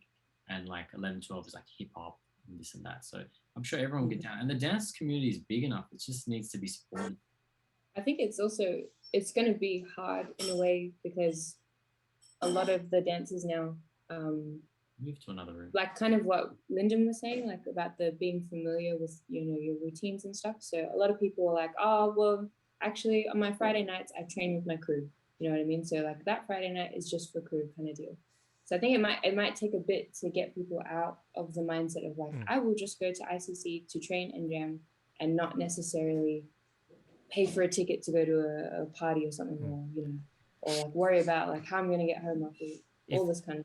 If you had to pick one jam, like one jam to go to recommend someone, which one would it be? Dennis, you pick a bit. Don't go so close to your mic. Sorry, say it again. If you could pick one jam for people to go to. If you can pick one jam, which jam would it be? What do you mean in Sydney? Like In Sydney, in Sydney. At a club or At a like club, at yeah, a, like a club event. Fake jam. right, Soul of Sydney. Which one? Freedom Songs. Which one? I love the New Year's Day party. Yeah. But there's live music, there's DJs, there's so many, well, at least the places when it's held at the Argyle, you know, there's different areas you can go to and different DJs that are on. And yeah, I love the mix of live music and DJs. I think that's such a dope combo. And the mixture of dances that are there. You know, it's not just one style, it's all styles. And people who don't call themselves dancers but will get down on the dance floor anyway. And because it's New Year's, everyone's happy. So it's that everyone's keen to just keen be to there mingle. for a good time. Everyone's got that relaxed look as well. That's what I like about it. So you can just pretty much wear casual as opposed to like, oh, you can't come in because you're just wearing shorts, but you can. Yeah. And what's good about Soul Sydney, because you can go at 1 o'clock, dance everything, you know, and then go home, have dinner, and then you're good. Or you can, true. Or you It's a can stay day till the event. end, Or a night event. Yeah. Swing lock. Who is swing lock anyway? It's secret. Anyway, I know who you are, but anyway, let's keep it. Swinglock says in the chat, do you think we could create that kind of atmosphere in a studio, or is the club space integral? I think the hard thing is finding the right spaces to want to support that sort of thing financially. Lots of them have been hit hard by COVID too. For me, I'm going to start quickly, just like there have been plenty of parties at Crossover, and that's just a studio space. I think it is a little bit difficult to create the exact same vibe as a club, just going to the studio and putting like stuff in the mirror and being like, we're in the place now. It's not the studio. But I think there should be plenty of venues, not plenty of venues, like a bunch of venues that I'm sure we could find and make it happen. But I don't think it necessarily has to be a club. I think it could just be our space that we're making to go, Chris. I remember, I think Kenny or someone organized that. That was at 80 proof. Like club environment, 80 proof. Yeah, that was good. I really enjoyed that. And I think something like that. Obviously. So COVID like messed that up. But that was like, big props to Kenny for doing that. That's super dope. I think he had some showcases as well. Yeah, that was awesome. But even like things like that, you know. Something for the dancers to, because there's going to be people in the dancing who don't want to go to club nights. There's going to be dancers who don't want to go to events. There's going to be dancers who don't want to go to jams. All different, you know. Not everyone wants to go to everything. Some do sometimes. It's nice that there's a showcase. At least people can go there for the to look at the showcase as well. Yeah. Something happening. What happened? Kai is saying, I think everyone still drunk, hungover from the prior night. Anyway, I don't know what you're talking about. Anyway, I think the club, he's saying you need non-dancers around. Otherwise, it just feels like a dance jam. Yeah. And I can see where he's coming from in that sense. But I guess these parties or nights need to be promoted not only to dancers, I guess, to the wider community. But I mean, if you're dancing with, this is what goes back to like the thing where if I have students at this place and someone brings their whacking students from there, not everyone will know each other and comes in, everyone's going to be dancing and stuff, but you might not know everyone. And you got beginners as well who might just come in as well. Yeah, you may have people from that. Yeah. No, I think that's awesome. And then Anyone else? Yeah, and then we can feature a DJ. I guess I think that's one thing I look forward to as well with these small little jams. It's like having, like example, Jiggy Jai would spin or Yeah. Reese, Dennis. Yeah. I think But we yeah, I should look forward to also that. be aiming to Will. build a what do you call it? Build a more relationships with people who are musicians and DJs. You know, not just in the dance scene, but outside of it too. Mm. I think that could be something that would help a lot. Yeah, a lot of interdisciplinary Yeah, so dope. stuff happening. You know what I mean? Like, you know, if someone got close to like a band or a DJ or something, who knows? That might make events different as well. Another spin on that, or yeah, that kind of stuff. It's that like would help. it's like when we did the who's it Devon's dad's band at on Yeah. Wednesday night. So that was a bit of a trek, but it was fun every time I went. That was Oh, so yeah.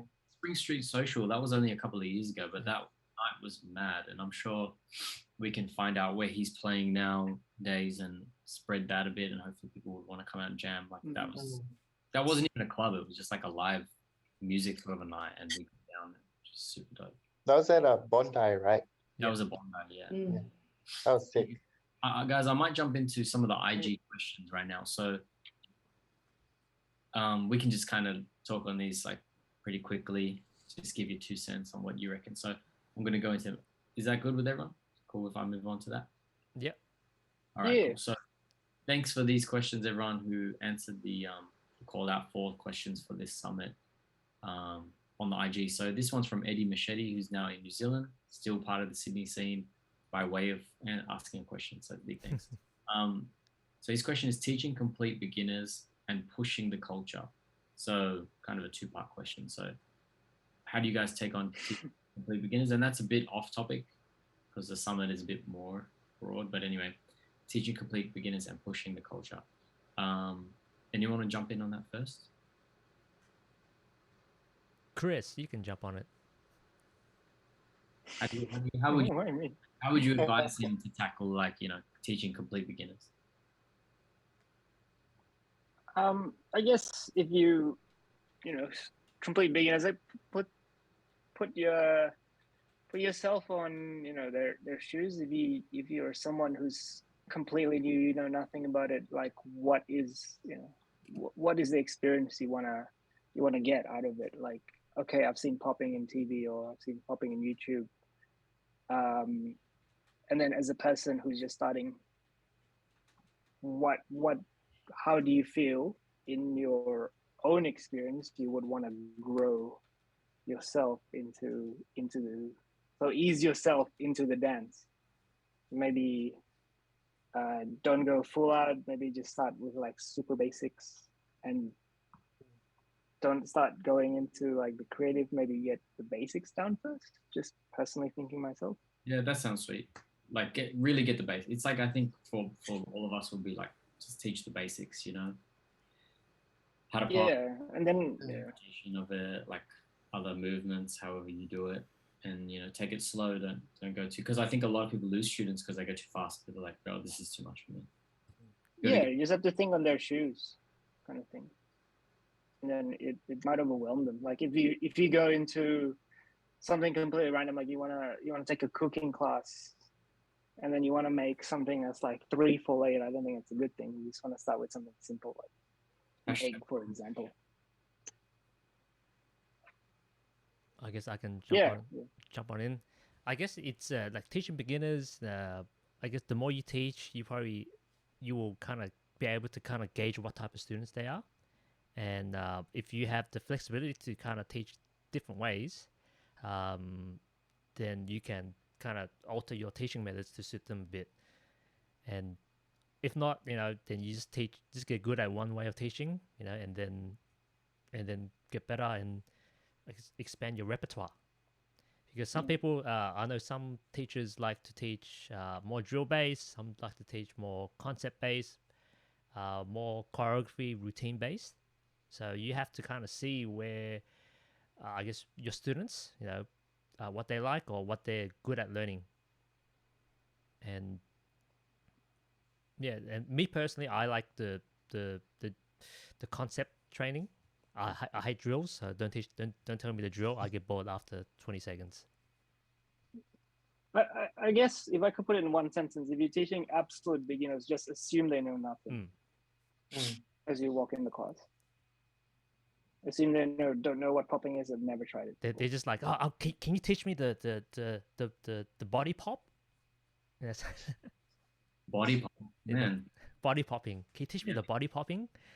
Oh, you do body popping? Cool. That's cool. I'm gonna leave the second part of that question for later for pushing the culture. We'll kind of just touch on that. Not touch on that, but we'll talk about it a bit later. The next one I'm gonna head straight to is how would we describe the Sydney scene in comparison to other scenes? That's from Mina. So if someone has some knowledge on other scenes, can you guys? Okay, Lyndon, shoot. The other scenes, like around the world, from your I guess from your knowledge. Yeah, any other scenes?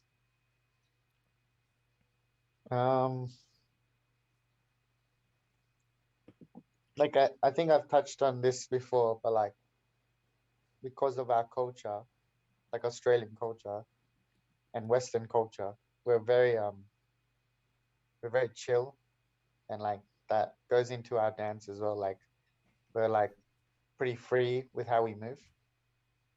So you can see that difference between like, I don't know, Korean poppers, Japanese poppers, or like Chinese poppers, and then between Australian poppers, there's like, I don't know, I reckon we have really good creativity in our dance. Like any dancer in Australia has that. Like they come out looking really different, which I think is really dope. And I think that goes back to like us, like, you know, being able to connect with like the music as well, because like English is I guess our first language in Australia, so that's a big part of it.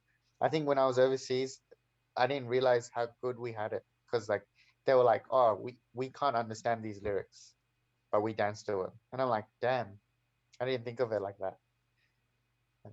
Yeah, so that was interesting.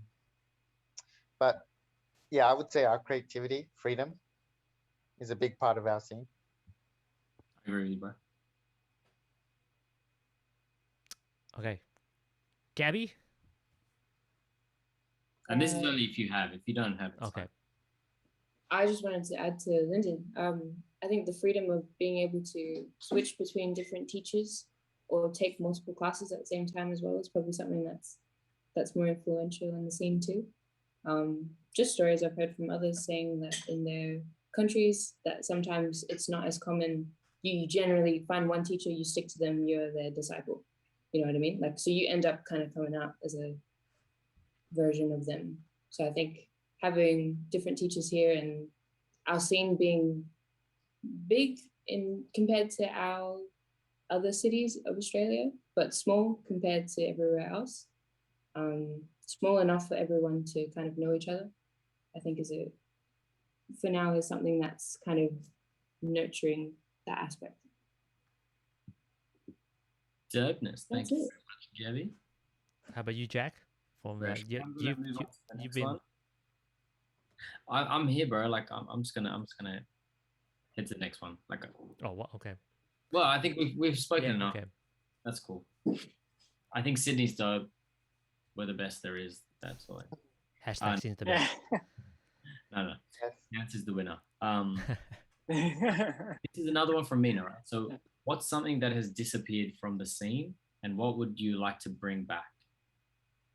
So what's going on? There's something we were talking about earlier. Oh, what Keanu and I were saying, like how we went to Bankstown to practice, and that was just like, well, this is where it is, and we just do it. So that's one thing for me. And yeah, someone else go. I would have to think something. I guess call out battles, calling out someone and then doing rounds without that. I guess Negative. the negative connotation to it.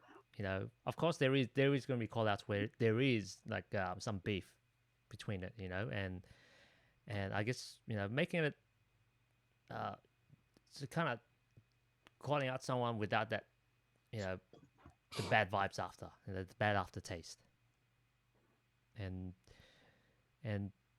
of course it's a bit intimidating because the approach of to battle someone versus like you just jamming, it's totally different, and it makes a lot of people uncomfortable, and sometimes you need that uncomfortable feeling to kind of push you. Yeah, and, I agree. Yeah, and it sometimes it doesn't last for like 2 rounds or 3 rounds. It maybe lasts for 10 rounds, and then when you run out of stuff to do, that's a lot of times you either drown or you pull stuff out of thin air to create new stuff. Sometimes it may work, sometimes it may not work, and sometimes you lose the call out or whatever. You just take it as a learning experience to get better. Cool. Anyone else? Like, I'm trying to think, but I feel like there's more gain than we've lost, to be honest, over the years. But... Oh yeah, that's a good point. What do you think we've lost, Chris, if anything? And is there something you'd be like, damn, I really miss? Like, I would say international guests. We haven't had international guests. Boom, that's my one. Yeah, I think one was it's practically just like international.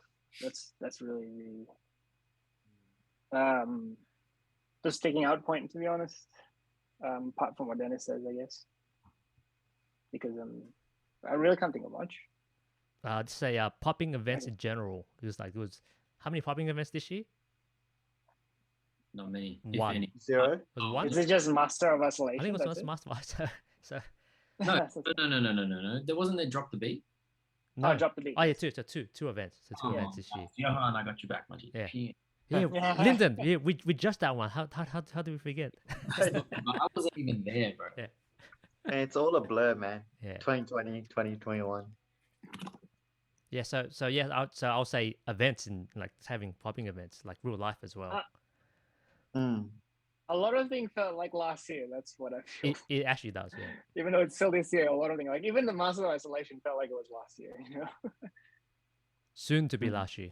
If anyone thinks of it, you can add that a bit later. But let's move on a little bit. What's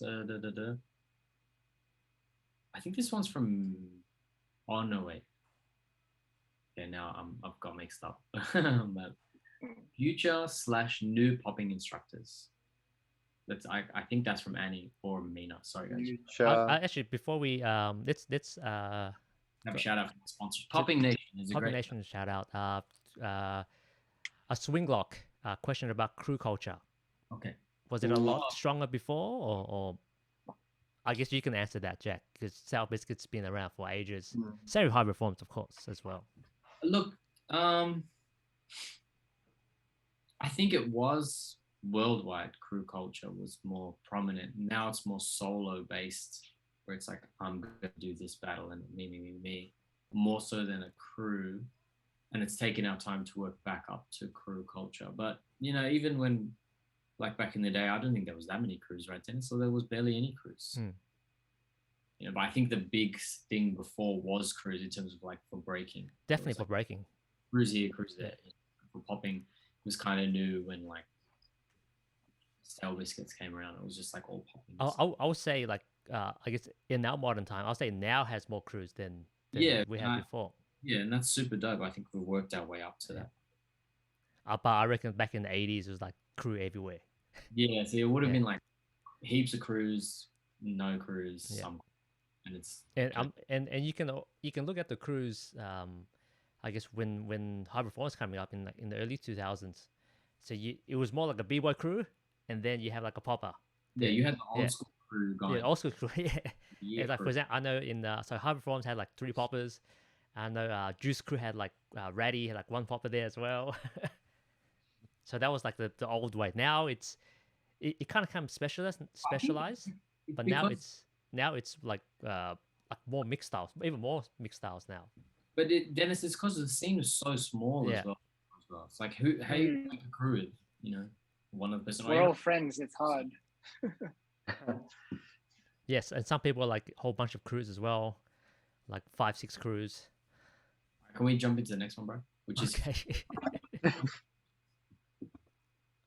Okay. Anyone can see everyone? Like It's great to have like AOX, Rhythm Nation, Sour Biscuits, you know, and AOX. we're doing a full circle. Yeah. Yeah. High performance as well, Spice and Crew. yeah, so it's good. Okay, next question, Jack.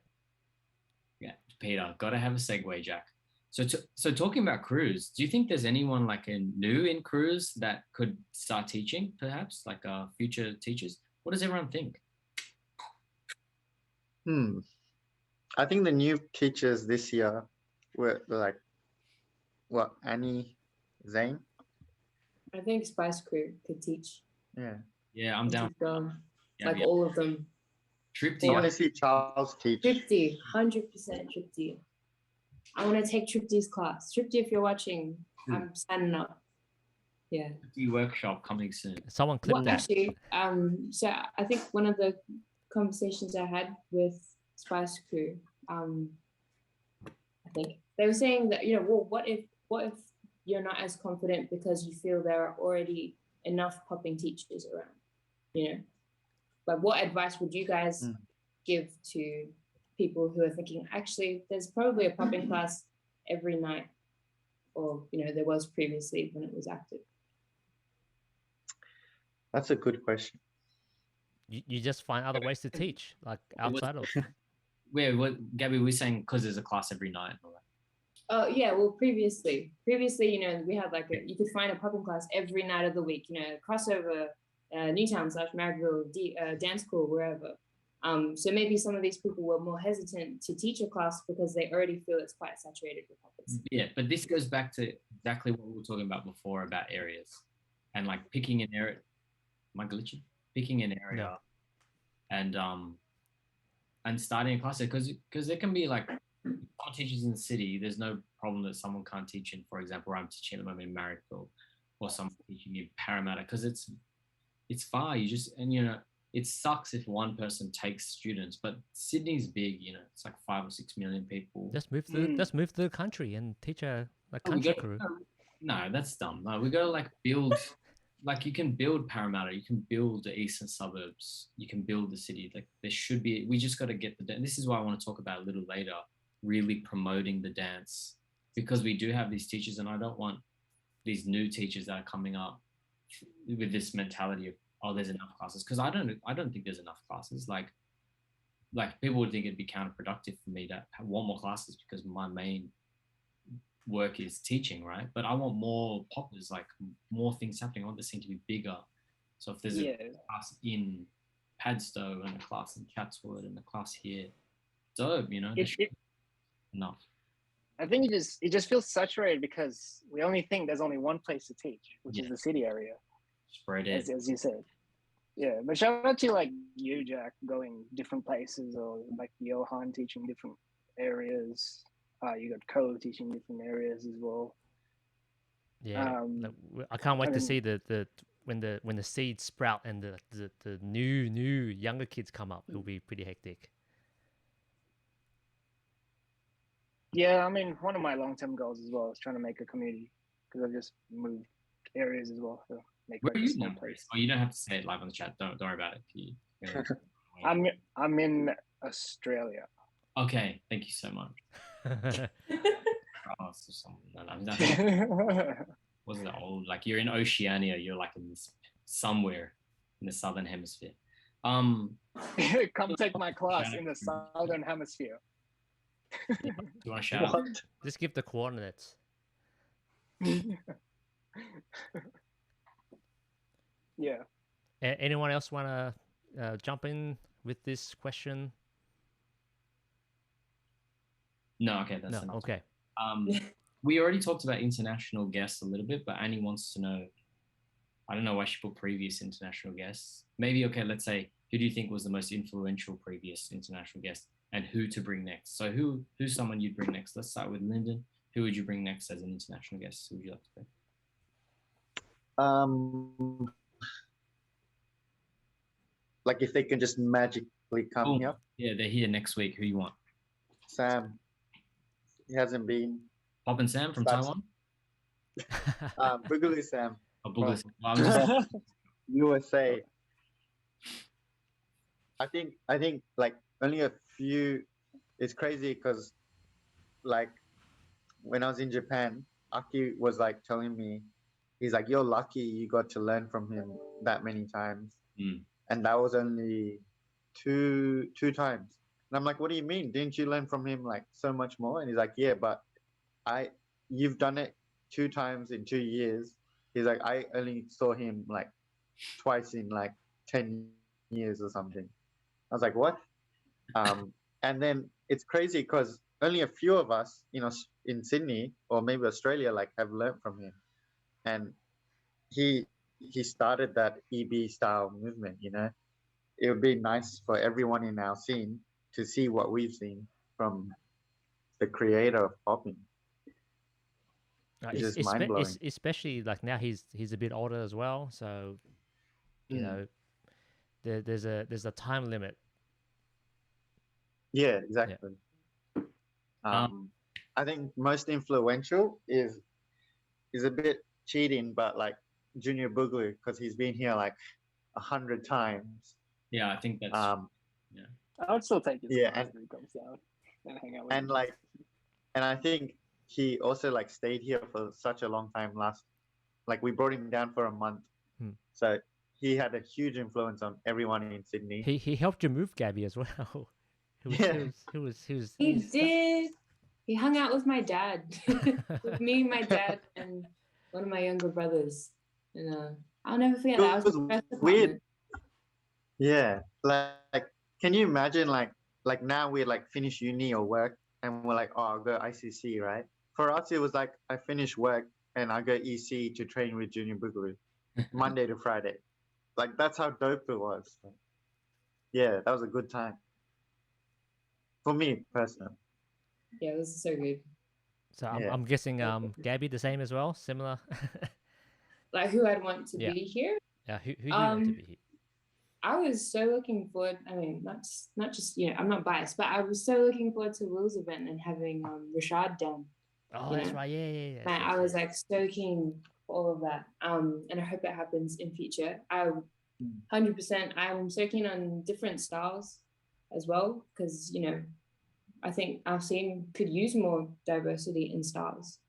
I think as well I would love to eventually learn from Taco, and would be so dope to bring Taco if possible. Yeah, those are the first two that come to mind. I can't really think of others, but there's so many people to learn from, which is exciting. Chris? Yeah, just for me personally, I'd love to bring JJ down because he's been a big influence recently over the past like 2 years, and then I feel like I just want to share it, like the teaching and live. And your most influential? So wait, the question is who's the most influential? No. So you said you want to bring JJ down, and your most influential guest who has been here before. Oh, right. Who has been here? It's probably Junior Boogaloo. Yeah, right. Probably a lot of us like really like him. I'm gonna switch it. I'll go with Sugar Pop because Sugar Pop influenced a lot of my generation, I guess, to do the foundations the way that we do it. And I'll go with that. And to come next, I'll go with Sam. Sam will be fresh to bring down. Sam or Taco, that would be cool. Dennis? I would say, who do I really want to bring down? Yeah, I want Tutat. I want to come down to. Okay. I support Dennis. I support. You support. Okay. I think all the titles support it as well. Actually, I do want like Tabo. Just type fast, Dennis. Tabo or Bob and Andre will be sick as well. And then the most influence, for me personally, I'll say Frantic, Boogie Frantic. Scene wise, it's either Sugar Pop or Junior Boogaloo between the two. No, they both had a big impact. Like if you watched our shoot shout out to our future podcast interview on YouTube. You should check that out, from New Zealand. He was a big influence, a major influence. Actually, I'll change it. I'll say Future is the biggest influence. Yeah, International. Future was a massive catalyst for the Sydney scene, followed by Sugar Pop, followed by Junior Boogaloo, I would say, because of how long, like the impact they did on influencing everyone and stuff. What about Pete? He came quite a few times as well, right? He is a You big reckon? influence as well, I think. But I think And Wiggles.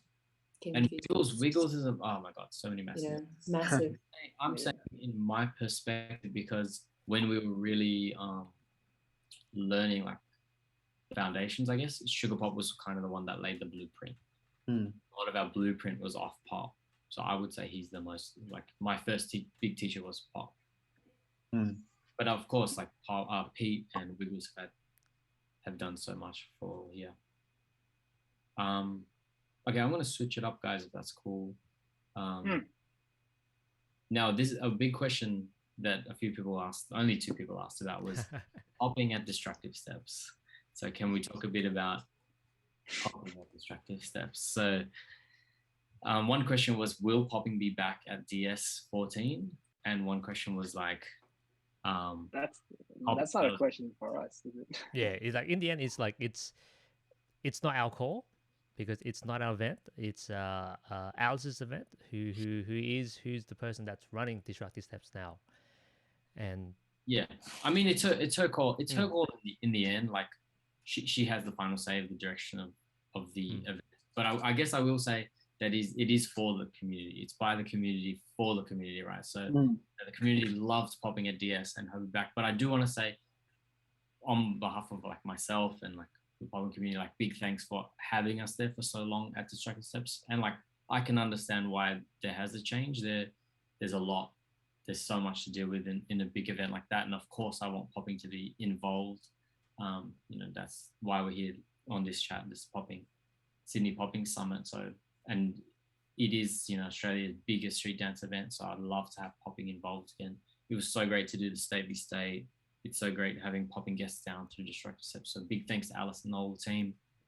Hopefully, later down the track, popping can come back to DS. I mean, that would be super fresh. But in the meantime, to answer those people's question who asked, no, there is no more popping at DS anymore. Who knows what happens next year? But yeah, it was taken out first time. Yeah, I guess to kind of give a bit of context as well. You like the first Destructive Steps, first few Destructives had only breaking, so popping was added. So, and then that was the person responsible for that was Donna. So she was the one that brought popping to DS, and then as the years went, was the first guest. Yeah, so he was the first guest. Yeah, originally it was meant to be. This is the story. Originally it was meant to be Frantic and Green Tech. Oh, really? Yeah. Oh wow! That's 2 people. Yeah. For which part? For the first popping DS. Oh, first popping DS. Yeah. What happened? I think the Frantic issue and so that kind of fell apart. Yeah.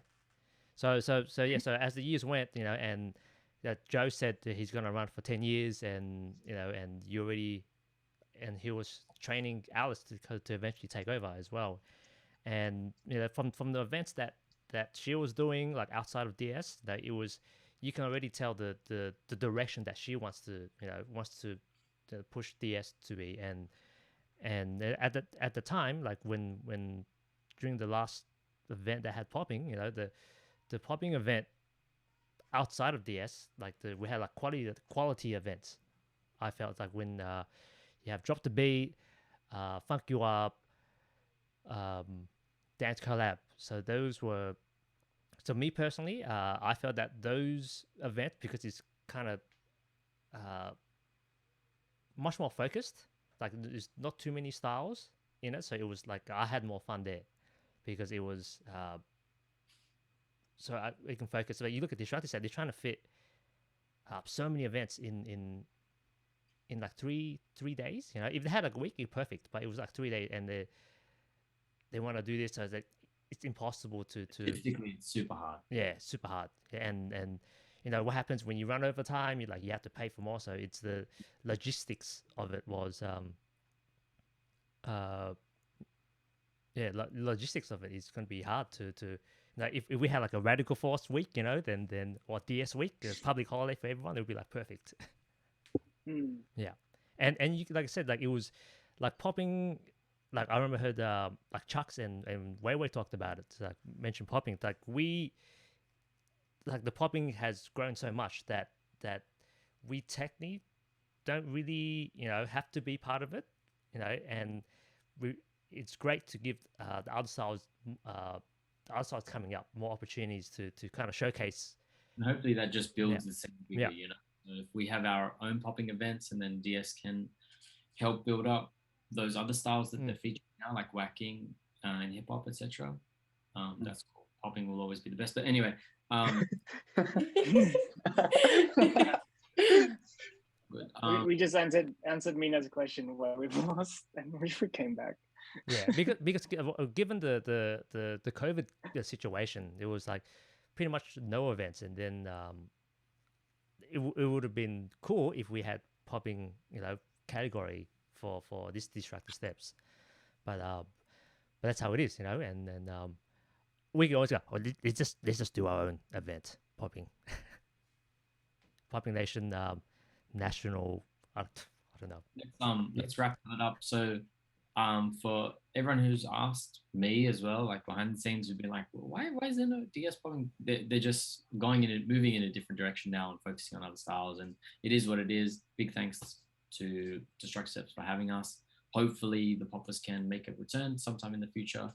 When it's a week-long event and it has its own public holiday and all that sort of stuff. We know it's logistically hard to have us all in it.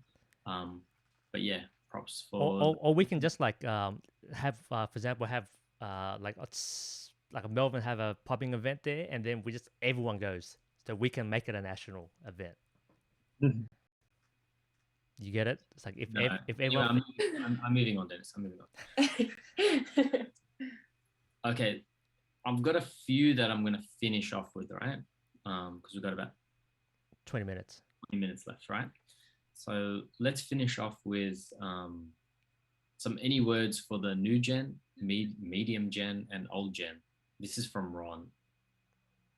This is one from Ron. Let's give a super quick. We can get this one done.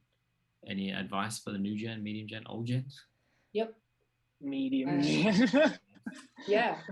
My advice would be learn from everyone you can, even if it's not what not to do. Everybody. That's it. Learn from everyone. So is that for all the gens? Yeah, all of them. New gen, medium gen, old gen. Lyndon? Experience is knowledge. So if you feel like you suck now, just keep going, because over time, it'll all make sense. Chris? New gents, keep going. That's my biggest advice. Just because a couple of battles, couple of, dramas here and there, doesn't mean, the dance is awesome. Keep going. Medium gens, I don't know what medium gen is, but I reckon for medium gen, seek out teachers, like, seek out more knowledge. And then older gens, share your knowledge. Put that on a shirt. Yeah. Man of quotes. Yeah, you can buy it at a Popping Nation store happening soon. Half the proceeds, half the profit will go to Chris. Jack? I live in Asia Pacific. Dennis? I'll go first. Okay, so new gens, I would say a good tip is record your progress, because we have the tech to do it, and a lot of people sometimes they feel down because they're like, I feel like I'm not progressing very well, and then you watch back your a couple of months video, you're like, man, I'm so crap, and then compared to that, I'm so good. That motivates you. And then the old gen, I guess, don't get old and bitter. You can get old, but not too bitter. Yep. Talking to you, Jack. Yeah, I agree with everyone here. The words of advice. New gen, just keep practicing. Enjoy the dance. Just remember why you got into it, and just keep going with it, and don't be afraid to go to jams or enter events and just introduce yourself to people, because overall the scene is very welcoming and nice. Medium gens, shame on you. I don't medium gens,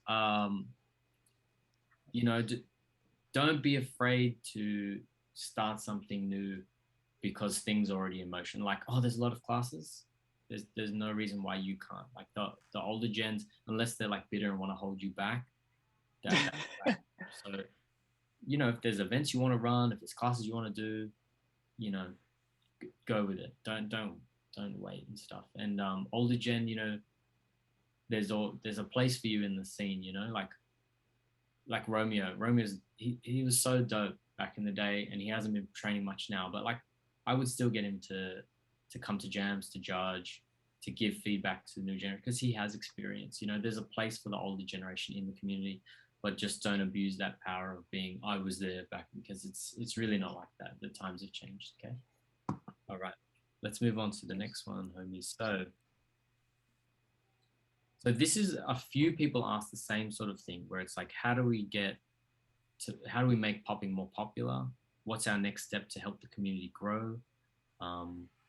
And just general promotion of the dance. So let's just talk a little bit about ways that we can do that. And some people talked in the chat about like social media, events, busking, and I could probably just list it all out and we'd be like, yeah, that's right.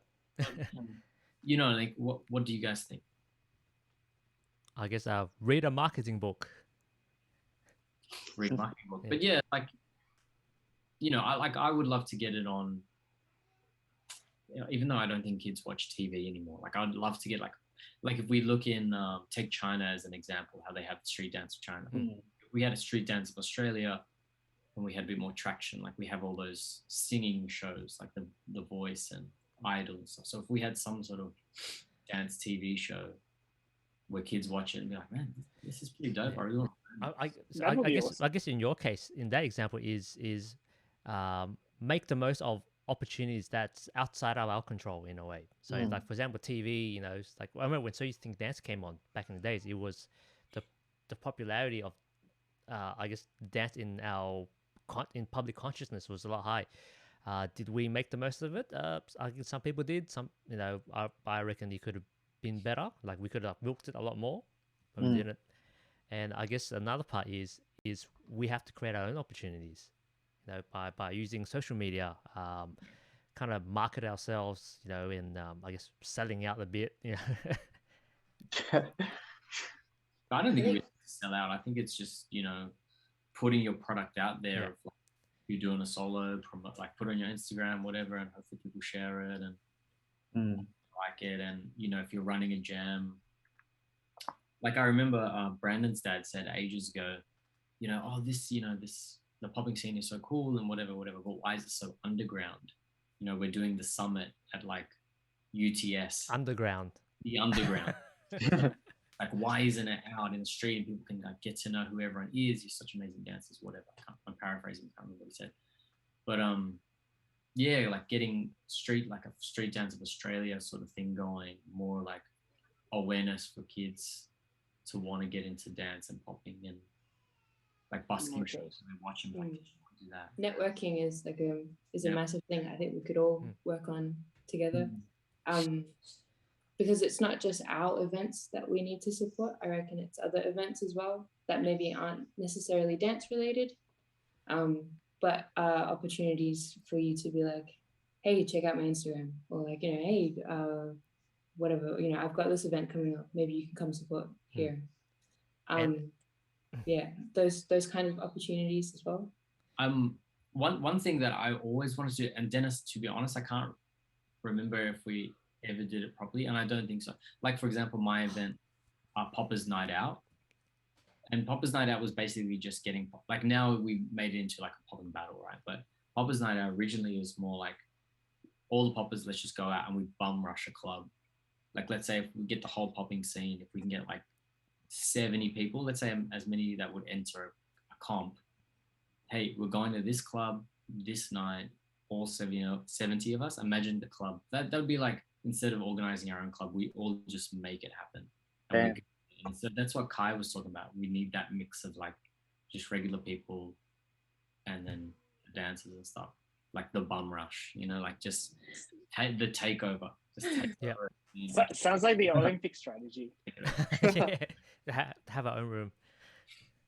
Just like take over somewhere and like everyone be like, damn, there's crazy people doing a robot dance in here, like, and then we just feel like, I feel like there's so many great dancers in the scene, and we do so many great events, but yeah, we've got to get the word out there, and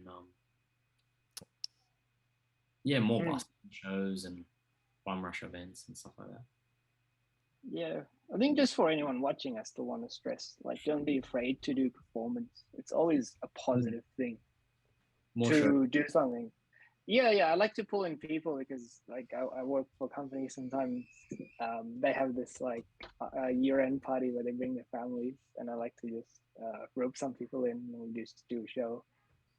Or my mom's like, there's like a church community or something. They like to do like shows here and there. I like to ask people to come and perform as well. Stuff like that. Like some really small gigs. Just being active about it, I reckon. Yeah, or even have like if you have a bunch of like people you want to train with, you can have activity just to make a routine, just for funsy, and then then I'm pretty sure there'll be opportunities for you to showcase it, or even just film it. Like you watch a lot of the K-pop crew, they just rehearse and then they just film it and they release it.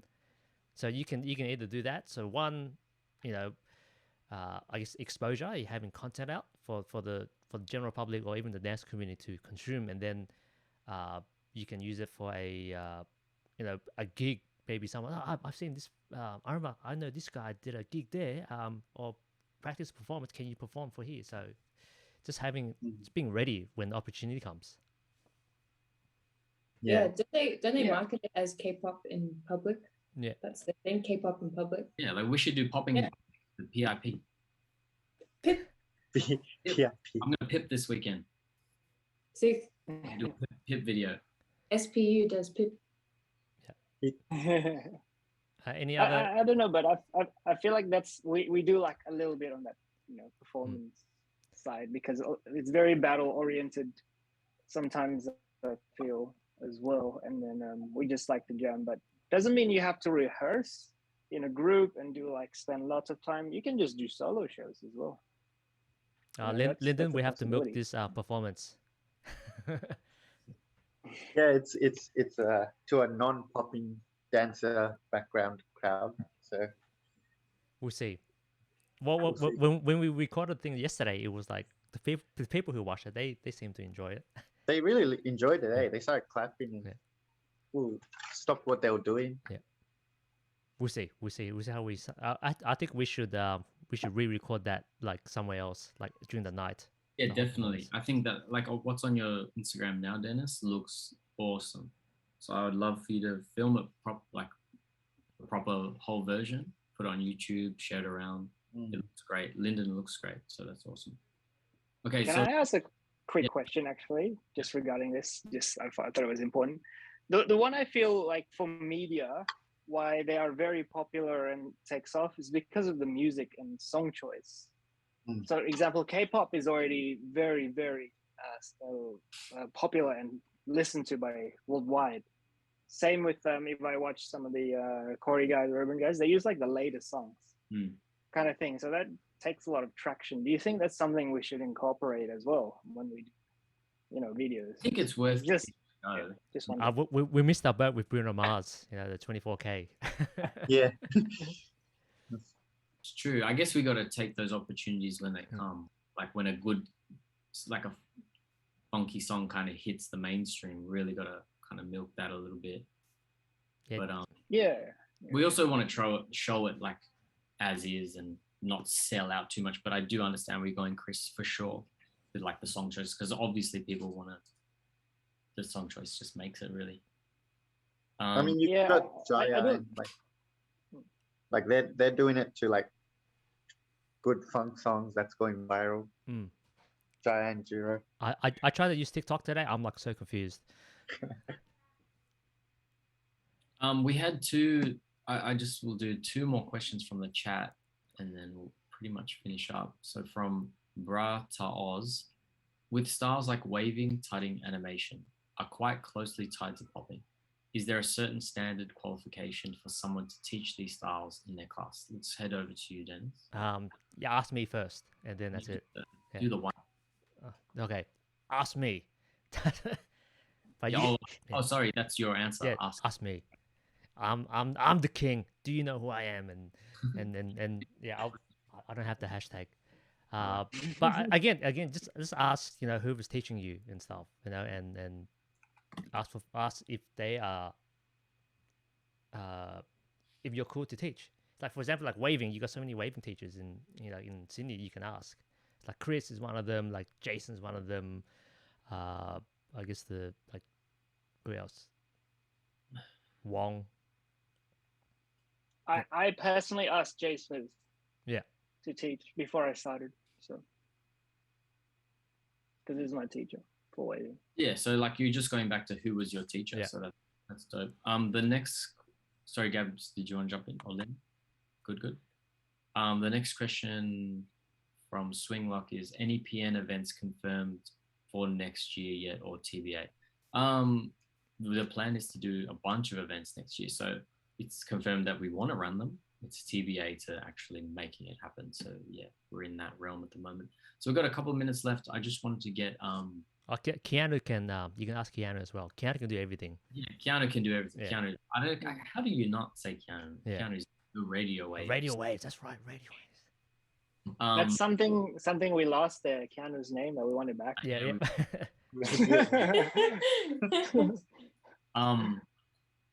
Now with 2022 and beyond, what's everyone's thoughts and maybe thoughts on the scene and what are you guys working on? That's what we can kind of finish up with. Let's start with you, Lyndon. So just your thoughts on the scene moving into 2022, maybe what you'd like to see more of, and yeah. So just to finish up. Hopefully more connection between dancers if COVID lets us. Yeah. Whether that be jams, just hanging out after class, like building that community again. Yeah, like I feel like we have to kind of like bring back that culture we used to have. And I think with COVID, people are very closed off a bit. So it's just like coming out of your shell, not necessarily being shy, but like just like maybe the UCID poppers mingle with like the New South people or the studio poppers or whatever, it's just more open. That would be nice to see. And then, yeah, bringing back that community. I would obviously events, really excited to see those coming into 2022. Come on, bro, wrap it up. You got this. You can do it. Yeah, those two. That's cool. Yeah. Gabs?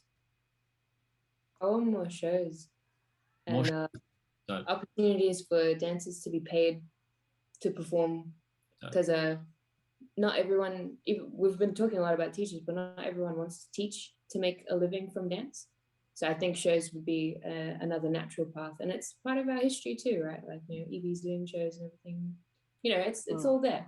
So I think that's something I particularly want to focus on next year. Well, like full screen one, Dennis. You didn't do this enough. Because I wanted to get people's reactions and like. I like the full screen one. It's cool. Yeah. But yeah, Gabby, I agree with you there. And for those poppers who are wanting to do performances, there are grants you can go for. Like arts grants and stuff to make shows. So, put your best foot forward and try and go for those grants to like a paid performance and stuff. Let's go down to KRIS. Chris. Chris. I 100% agree with Gabby as well. I do want to see more shows and definitely something that's like, paid gig as well. That will be awesome. It's really, really a good experience for dancers, new gens, medium gens, you know, and older gens as well to have it. It's, you know, I think it's just part of the culture as well, as Gabby said. A big one, more new gens. Actually, that's something I hope to see, like a lot more new gens, and then all that we've discussed, hoping we can do whatever we said. And events, more events. I think people also have to be, you know, just be aware. A lot of these events are really organized out of people's volunteer and just individuals, and they put so much hard work into it. Like Popping Nation, especially, is shout out to Jack and Dennis, and Drop the Beat, for example, as well, and Funk You Up. And a lot of these events are really just one person. Sometimes it's just their vision and handling a lot of them. So go easy on the events. Don't bash them. Try to support as much, especially coming out of COVID. You know, if people dare to do more of these events, it's their thing.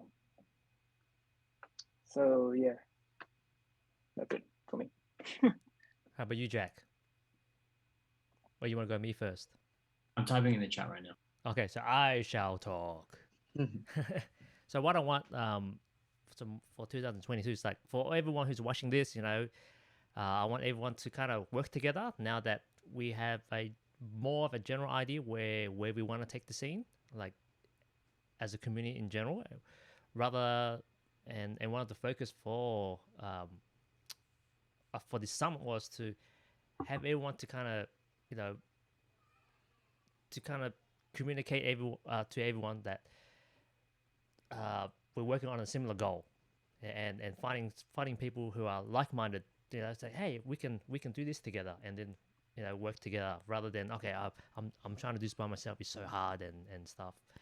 And I guess let's keep doing what we're doing, especially like organizations, you know, like DSDA, like continue, you know, connecting us with the, like doing their events and then building a platform with councils and stuff as well, and I would like to see more dancers, you know, and doing performance as well. He's like Shazam, that recently did a performance as well, and I guess High Performs have a performance next year as well. So it's like we are getting gigs, you know, and I guess using those opportunities to create even more gigs or even networking as well.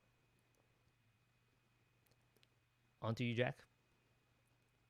About to say insert music for like the fade out, like you're running out of time. Yeah. I'll let you do the stream next, Jack. And friends for okay, cool. Yeah, look, for 2022, I guess COVID's shown us that like anything can happen, and obviously it's going to be difficult to run events and all that sort of stuff. But you know, we lost a bit of time there connecting, like Lyndon said. So hopefully we can get back to connecting again. And you know, such a great scene here. And what I want to say in 2022 is, you know, we should reach for higher goals, because I think it can be possible for us to like. I'm gonna mute Chris because they're going. Possible for us to like get opportunities that other dance communities have that we have yet to get. So for more funding or more performance opportunities. Like I was at Opera House like a few weeks ago, and there's like Australian ballet everywhere, and I'm like, damn, let's go Australian popping. Let's go. We can get up in there. We gotta just keep moving, get the scene bigger, and keep going. And you know, for all the people in the community, you know, let's work together, build the community. And yeah, COVID threw a lot of curveballs. Hopefully we can just keep making events and keep making the scene dope, because we do have one of the best scenes, I think, in the world, and we just got to keep pushing it like that. Big thanks to all these guys in this chat, and all the, not just the teachers in the Sydney community, but all the poppers and all the dancers for making it such a dope scene. So yeah, let's go onwards and upwards in 2022, and you know, whatever happens, you know, we'll just keep it moving. Okay. That was our outro, Jack. You did a nice yeah, dope. Yes. Okay. Thanks everyone. thanks everyone for joining in. And when will we be seeing another Popping Nation thing? Couple of weeks, maybe. Me and Jack will be just like. Well, Dennis and I are going to do a year in review. Yeah. We might jump on next week or 2 weeks, something. Yeah. Just check our socials. Yeah, but anyway. So we use Twitch a lot more for a lot of podcasts and stuff like that. So follow our Twitch. Follow us on all our socials to keep it moving there and grow the scene. And I've actually got now sitting here. I'm like, all these topics I want to talk about. We'll leave it for the next one. And Chris, if there's anything you want to get out for the summit, say it now, because you were like, I really want to do the summit. Actually, lead it. Maybe just one sentence. If any of the guys who just started doing execs or something, if you are unsure, just ask. Rather than try to guess, please just ask, kind of thing. Because if you are worried about this, that, just ask, honestly.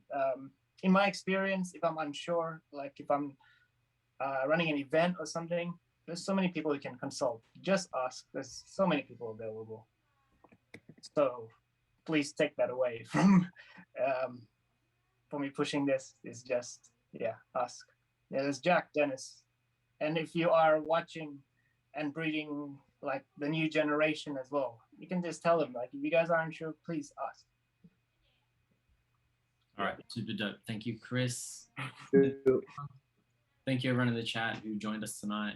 Big night, about 2.5-ish hours. So it's good to get out there. Hopefully we can do a summit in person next year, but this was good to just keep things together now. Thanks, Lyndon. Thanks, Gabby. Thanks, Dennis. Thank you. thank you. Jack, Thank you. I got one question for you. Which event should we go to? The Brisbane event or the Melbourne event?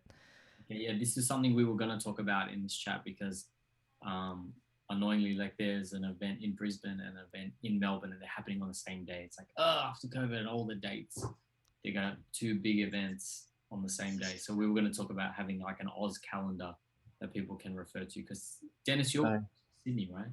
Yeah, there's a Sydney one, Sydney event calendar. Australia calendar. Hey, we got like so we can delegate a group to go Melbourne, delegate a group to go Brisbane, and we both comps. Jack's group, and it's like Popping Nation groups, just go different ways. We have the 2018 All Stars, 2000. Yeah. Are they popping comps? Sorry, Lyndon? Are they popping? I'm not quite sure at the moment. I think there might be more open style or all style or whatever. So I have to wait and see. Dennis, do you have an outro you want to run? Or? Yes. So say our goodbye. Us say our socials, Jack, and we'll intro that out. Outro. It's pretty much all Popping Nation. So if you want to follow us on Instagram, Popping Nation, Facebook, Popping Nation, YouTube, Popping Nation, we'll be here. And we're on 998 followers on Instagram. So if you haven't followed the IG, get us to 1K. And we'll be here on Twitch a bit more from 2022, doing more podcasts and summits and things like that. So big thanks for all of our guests. Gabby from Rhythm Nation. We've got Lyndon from Furious 5, Chris from AUX, Tennis School. You can watch his gaming videos, and Papa Jack here. So big thanks. This was Sydney Popping Summit 2021. Thank you to Jack and Dennis. Cool. Definitely. Thanks, God.